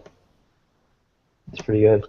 I was looking for. I paid $10 for shipping because I wanted it shipped 2-day express. So Yeah, I Well, looked you on always- there for a G21 in a flat dark earth, but they only had an OD green. It was $325. ooh, that's expensive. That GNGUY1 guy's who I got it from. I think he has them listed on Gunbroker for like $200 even. You have to check it out. I'm about to buy a 40 upper, and I'm probably gonna soon after that, when I have a little more extra spending money, I'm gonna probably buy another frame. So that's why I'm trying to find a place. There's a place called One Source Tactical, and they got them for like $200, and they come completely everything in them stock. You know, these come like that too. They come with everything in them. But they're not. They didn't have any in stock. They were sold out. So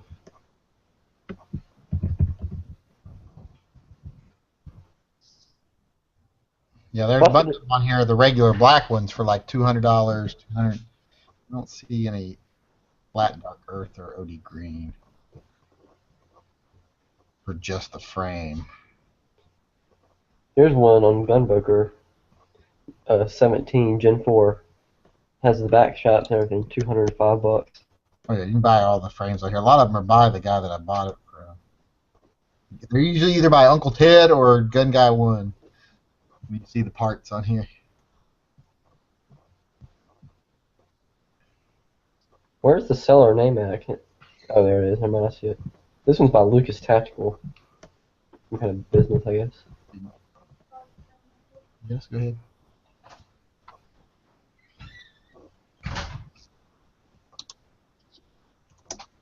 I don't understand why people put Glock 34 or 35 frame. It's the same thing as a 17-22 frame. It's the same exact thing. Although I take it back, the ejector might be different, but that's it. I wish I could have gotten an OD green Glock 20 frame, but I didn't see any in the SF. So, and I need the SF model for if it's Gen 3 because the regular one's just too thick for me. What are you going to use that long slide for? Is it just to build it, or do you have a specific purpose for it? Yeah, I'll see. Go bar hunting with it? I just wanted something 10 millimeter that would be good for a woods gun if it, in semi-auto. If you weren't going to carry a full size. Yeah.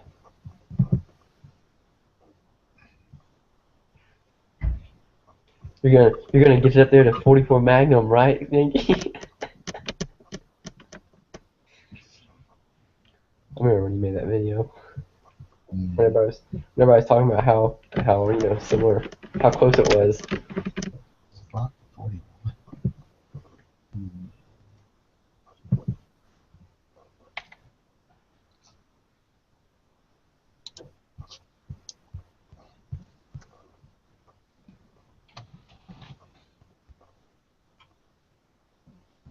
First, you got to transfer with the frame too, though. It's like $25 or whatever they charge. There's a place that just opened up here, a little pawn store. I guess they finally get their FFL, and they're only charging like $15, I think, for their transfer fee. It's pretty sweet.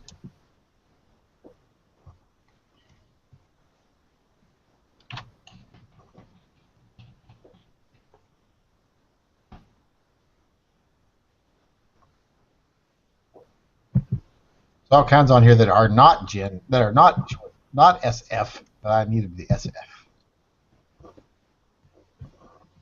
Or if these guys buy the frames from the Glock directly You can buy them directly from Glock.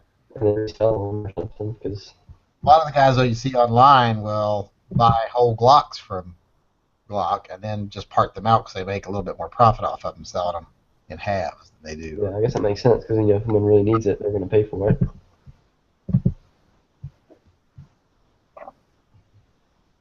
Here's an SF frame, and it's not 20 though. It's a 30. Only $180. I like the extended tactical link slide on the G20 better because the G20, when the grip is so big that it makes the nose of the gun look too short and thin.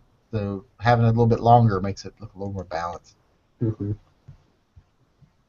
Oh, and I got the ported barrel, so it's got the cutout on the top of the slide, and then it's got ports in the barrel.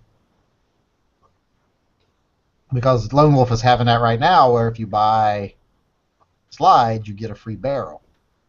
Well, that's cool. Okay, I guess, well, that barrel's like $100. So yeah. The barrel I got was $150, so. That one of the websites, that One Source Tactical was the name of it. They were selling Glock OEM barrels like a few weeks ago for $60 a piece. I should have bought one. I almost did, but I'm trying to save up for something else.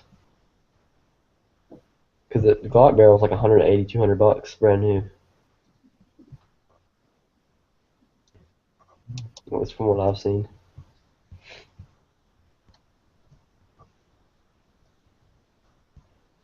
You can find a G21 SF frame. It's the same frame, I think.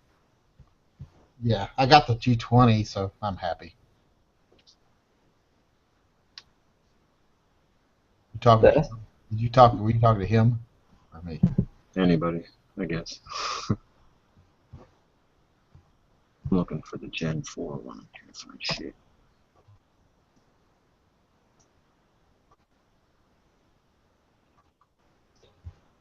I guess the only difference between the Gen 4 and the Gen 3 frame is as far as the compatibility, is the gap.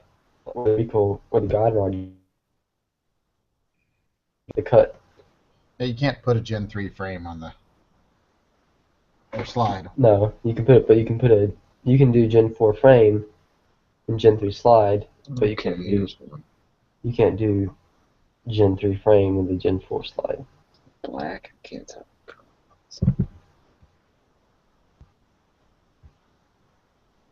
Because you can get a Gen 3 guide rod Burn a adapter. You not got power? Huh? That's in my move. Who's burning a candle? Oh, that's me. Yeah, he is. Not got power, or you just I just have the lights out for my wife. Sleeping behind Oh, me. you're setting the mood, huh?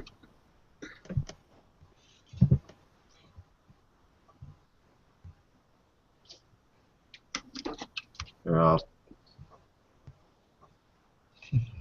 I'll light up the room for a second with my Yeah. Surefire. See, I'm just shining that on the ceiling, and it floods the whole room full of light. Oh yeah. Yeah, you should turn on that through night 3000 lumen. Yeah.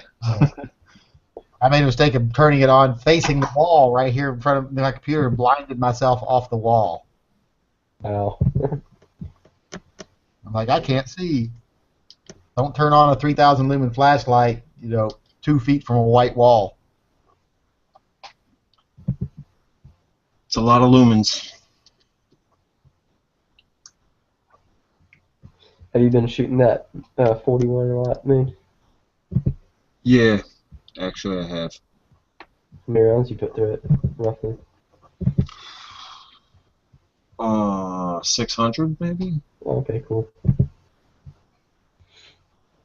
Because I bought 1,000, and I still have 100 and some left of that.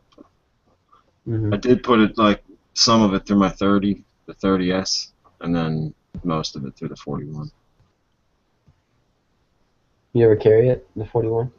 Yeah, I got a holster for it, and I've been carrying it for the past few days, actually. I altered this picture. Kind of what I'm building. If you can see it there. I cut the little, just cut the front of the picture off where the slide, where the other thing is there. Make it. That's what they do with them now. They got that weird angle to them there. So, It kind of looks neat, I guess. It's yeah, different. I think it'll look decent. But that's what I'm building right there. Sweet. I think that will become my survival bag gun. Because how much more prepared for survival could you be than have a That's a storm lake, bro. Glock with you? What'd you say? So it's a Storm Lake barrel on that one. I've never seen that logo for Storm Lake though. Yeah, I didn't see it. The one I have is different. Yeah, I don't like the one they put the big fucking labels on the side. That's why I always order my barrels blind marked. Yeah, Lone Wolf puts that giant freaking wolf head on theirs. Yeah, that's why I buy them blind marked from them. Here's what mine has. This is all mine has on it for my Storm Lake one. That's it. The Storm Lake guy, the guy that does Storm Lake, he's kind of a dick. I'm not going to, he got called out on being a liar once, and he was definitely being a liar. He was like, oh, I wouldn't buy a Lone Wolf barrel. They don't even make them out of stainless. They make them out of a chromium alloy and blah, blah, blah. I'm like, no, they make it out of they buy their block of stainless steel from the same company you buy your block of stainless steel from. You don't forge your steel. You both use the exact same CNC machinery with the exact same program even to cut it out because you get the same spec program from Glock. Yeah, it has to work in a Glock slide. Yep. The only difference is you guys put a lot more finishing into your barrels. They do their undersides of their barrels are a lot more finished. Their shrouds of their chambers are a lot more finished. So if you get a Lone Wolf barrel, it's not going to be as pretty because it's not as polished out on the tops, and then it's not got the really nice bead blast. If you've got any work you can do at home, if you can do that at home, you can do it yourself, make it look just as good. Now I like the KKM barrels, but they put that big KKM right on the side of the slide, and it just looks horrible. Yeah. They're about the same price as the Storm Lake. Almost. When I was getting the aftermarket barrel off my Glock, it was between Lone Wolf, Storm Lake, and KKM. And the only reason I was thinking of Lone Wolf because I was gonna try to save some money, but I had a coupon on Midway, so I ended up getting the Storm Lake barrel for like $130 shipped or something. Yeah, they're not too bad.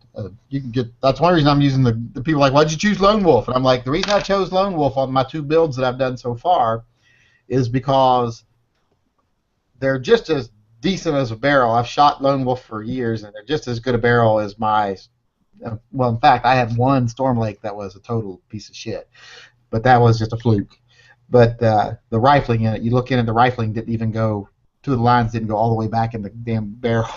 Oh wow! Like all the way back to the chamber. Yeah, and it was just a fluke machining accident, but they just faded out too much. But they replaced it. It was a good barrel. So they're all good barrels. But the reason I went with the Lone Wolf when people ask me is like because they were free when I bought the slide. Yeah. Why would you not want to get $100-something barrel for free? Exactly. When I bought that stainless Glock slide that I got on my G33 now, the barrel came with it free. When I ordered the 20 slide that I did today, the barrel came with it free. What I always wonder is why freaking Barstow barrels are so freaking expensive. Like $200 plus. Depending on what model you get. I don't know what they could possibly do to a Glock barrel to make it better. I mean, a barrel is not a very complicated piece of machinery. Yeah. Rifling is done properly to the proper depth. The barrel is cut to the proper diameters. The chamber is recessed to the proper depth and the proper diameter. Which, like I say, and most of this is all done by the same machines now, running the exact same program that they get. They basically you just put in your axis and your dimensions and etc. and the machine does all the work. Not like a guy with a lathe is turning these things. Right. So there's so little you could do different. I don't know what they're doing different. I think some of the more expensive ones could be hammer forged. They could be, I guess, but in a barrel, that's not going to make any difference. I guess they could make the crown different. I don't know. But when you've got, let's say, you've got a 3-inch Glock barrel, that hammer forged barrel is going to have absolutely no performance difference from the others. It just might last longer as well. What's hammer forge supposed to It lasts a little bit longer. I don't think it'll even last that much longer, because you're still dealing with, if it's stainless, if it's a 416 stainless barrel, I don't think you're going to see that much of a difference. I mean, if you're someone who's shooting competition with it, yeah, then it'd probably be worth it, because you're going to shoot enough to wear it out. But if you're not shooting like competition or anything, you're not going to wear out either one of the barrels. Yeah, I remember Ralph posted a link for one way back, and it took fitting. You had to like file it down some yourself. Which one did? I forget the name of it. But it was one of the more expensive Glock barrels. Yeah, I guess if you're wanting like super tight lockups, and and if you're like a competition shooter and you're going to be putting tens of thousands of rounds through it, then you probably want every little bit of extra life you can get. But for a casual shooter, I don't think a hammer forged barrel is going to make that much of a difference.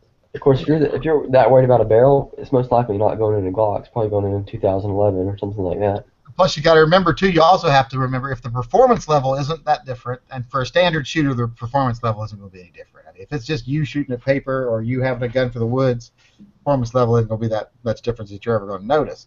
Then you also have to take into account one barrel might only get 80% of the life as the other barrel, but you can buy 2 of those barrels for the same price. Yeah. So it's like just replace it. Exactly, just replace it. You might want to change the caliber later anyway, so you can buy the conversion barrel for the same price. And that's kind of how. That's why I bought my aftermarket barrel, was so I could shoot lead bullets. And the reason that was justified is because the money I would save from shooting lead bullets would be more than the cost of a new barrel. I guess if you want the best of everything, I mean, you go with the hammer forged barrel. I mean, some people it won't matter if the difference is even going to be noticeable, as long as it's there, that they're happy. That's what they want. They'll pay the extra money just to know that it's there. There ain't nothing wrong with that. The Glock 40 upper I'm about to buy, it's a 35 upper, has a camera. It's like when people pay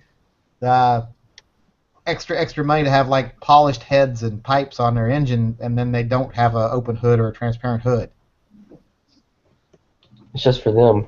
So just for they know they're under there. That's all. Yeah.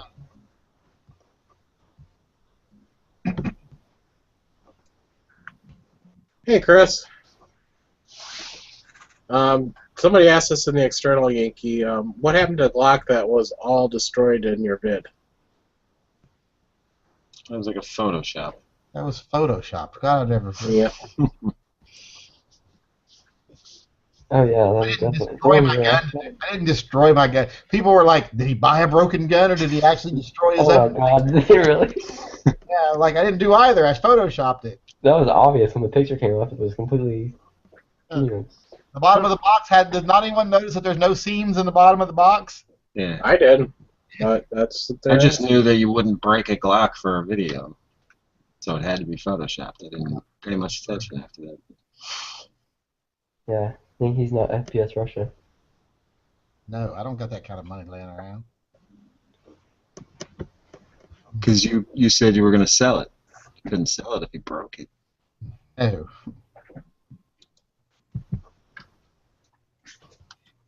Gary box or Glock box? There we go. Here's the picture. I'll lock in any. Here's the picture. As you notice, there's no seams in the bottom of the box.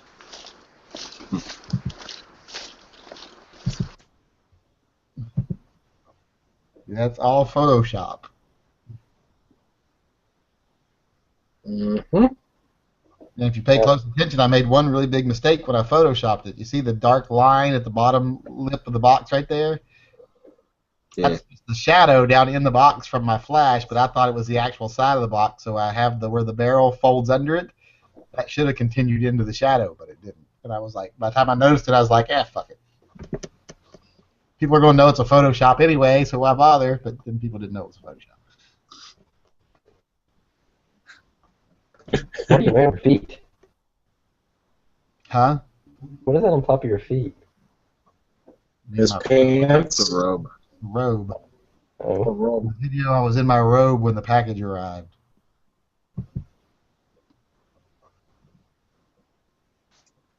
Hey, Chris, did you get your gun back?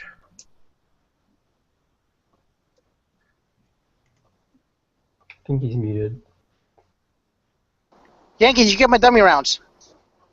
Yep, I got him. Okay, cool. Yeah, I got the. Okay. Last night I was telling some people this. I got my lever action gun back. I fixed it. The gunsmith said it's not non-operational. They actually tried to run it. They said that there might be from damaged internals. I took it apart myself, looked at it. Nothing seems to be bent out of shape or anything like that.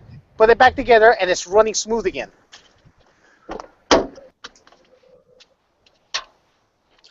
That's good. So I paid them $88 just to extract the brass, but that's about. I could have probably done that myself. I thought there was some serious damage on that bitch. So did you figure out what caused it to do that, to lock up?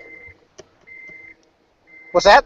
Did you figure out what was the main cause of that? To make it lock up? Yeah, the round exploded in the chamber because it was too long. I didn't trim it enough. Yeah, that's what people were saying on gun channels earlier. Is that that's what it sounded like? Or so the brass was actually in the was in the rifling. Yeah. So I made sure I made really good trims on all the all my brass. Now after I fixed it, I fitted it. There was no resistance. I was wondering why I was having a hard time like putting the round into the chamber. How many times did you find that brass? All right, so the people. One time. The person who wants to say my feet are weird because my second toe is longer than my big toe. That's the way they're supposed to be. Oh, sorry. Yeah, that is true. Yeah. If that toe is not longer, just like if your middle finger isn't longer, something's up. Yeah, you got some weird shit. Hey, Caleb, I have a question for you since you powder coat bullets and all. Do you treat the powder coated bullets still as lead, or do you treat them as somewhat jacketed? What do you mean? And what? Like like when you in regards to load data. Oh no, I still. Well, as far as like the powder charge. Yeah, well, so according to this, the load data, like how many green is, because it has 5 greens to the bullet. At least my powder coats do. What? 5? Yeah, it has 5 greens to the bullet. Dear God, I've never weighed them before and after. Actually, now that you mentioned it, but mine are always within like 2 or 3 grains of the listed weight on the mold. Because I coated 2 to 3 times, so. Oh God, oh yeah, that makes sense. Why? Because I want to make sure that I don't like any that black specks on my bullet. But no, as far as following the minimum and maximum powder, as long as it's you can use your Black jacket. specks on your bullet, you should see a doctor. Right? I'm sorry, say that again, Yankee. So if you got black specks on your bullet, you should go see a doctor. But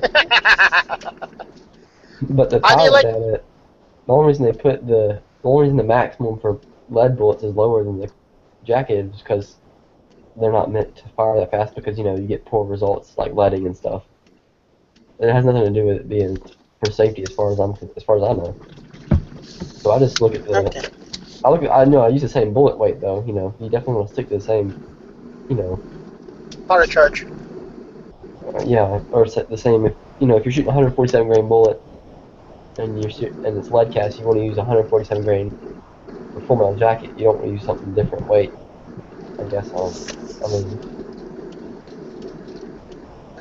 I'm gonna be shooting the Mosin tomorrow because I made some Mosin rounds. Usually I don't have that problem. Once I start at the bottom of the data and work up to what I need, and that's it. Okay. So, but yeah, like that. It varies from book to book too. Because one of the books I have, same one you have, I think the Live and Cast book, the powder charges in it are way reduced compared to any other regular. I ate a piece of white chocolate down drinking an orange soda every time I burped. Okay. Yeah. Hey, Chris, you gonna pussify those Mosin rounds so it doesn't hurt your shoulder? I put a decent amount. No, I didn't go. I didn't go low on those. I can tell you that. I didn't max them, but I didn't put on. I didn't put. I didn't put it on the lowest setting, lowest amount of powder. I put medium on there, so I want to give it a good punch, so it'll go 100. You know, it'll go fast at 100 yards. Okay. So I did not pussify it. I will feel if it's pussified. If tomorrow it felt too light, then I will up it. So it's I'm not trying to pussify it. I'm going to start out somewhere, and then bump it up if I need to. So. No, you're shooting coated Mosin bullets, you said? Yes, I'm shooting powder coated 180 green Gas with checks? gas checks. Oh, okay. I mean, it should be good then. I mean, I don't see why you have any problems with it. Yeah. I also this time I made sure I trimmed those casings and I put them through the bolt. I ran them through the to the gun, so that I make sure that it runs through. Oh yeah, 30-30. I do have an ejection problem, but that's more of a gun than the round. I'll have to check that because you said that you've only shot that 30-30 brass once. What, Yankee? That sounds more like a personal problem to me. A little pill helps. Did you? Don't worry, Yankee, Chris. It happens to all guys every now and then.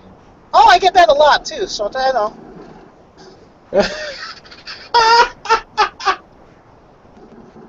Hey, you know what though? It's an ejection problem. That's sometimes good because it makes it last longer. Yeah, that's not really a problem. I guess Chris suffers from ejectile dysfunction or premature ejection. One of the other. No, I did not. No, it's premature. It takes a while for it to go. Okay, not premature.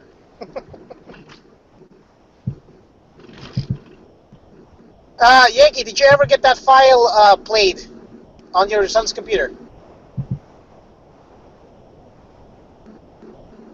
I haven't tried yet. It's still sitting here on my desktop. Okay, right. So how did Chris, how did the red and green bullets turn out?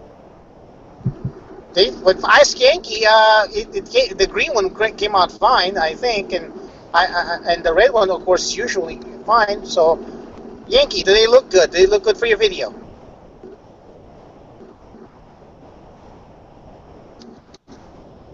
Let's take. Oh, nice. Yeah. It's like a There zombie you go. green almost. Oh yeah, it is. Yeah, zombie green. Yep. Is that the Harbor Freight red? That's a Harbor Freight red. Yeah, and that's Wow. and the green one is the Eastwood or something. Eastwood. The green one looks a little bit smoother. Maybe it's just with lights hitting it. I don't know. Oh, it's a much more expensive quality powder. That's why. It makes That sense. thing will stick. I mean, that thing's will. When you do the tumble powder coating, it will stick, and no problem. Uh-huh. Yeah, you could hang those from the Christmas tree. Oh yeah. Oh yeah. Those Yeah. are bad bullets. Can't be. Yeah. I'll give G-Webs the live ones for shooting for you to shoot.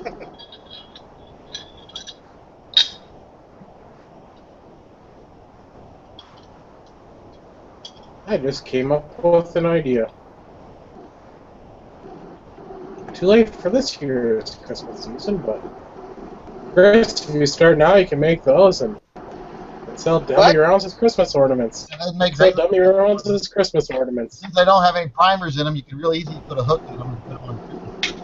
Yep. Oh yeah. Some of them don't have primers. Yeah, some of the ones you sent me, those don't. Yeah.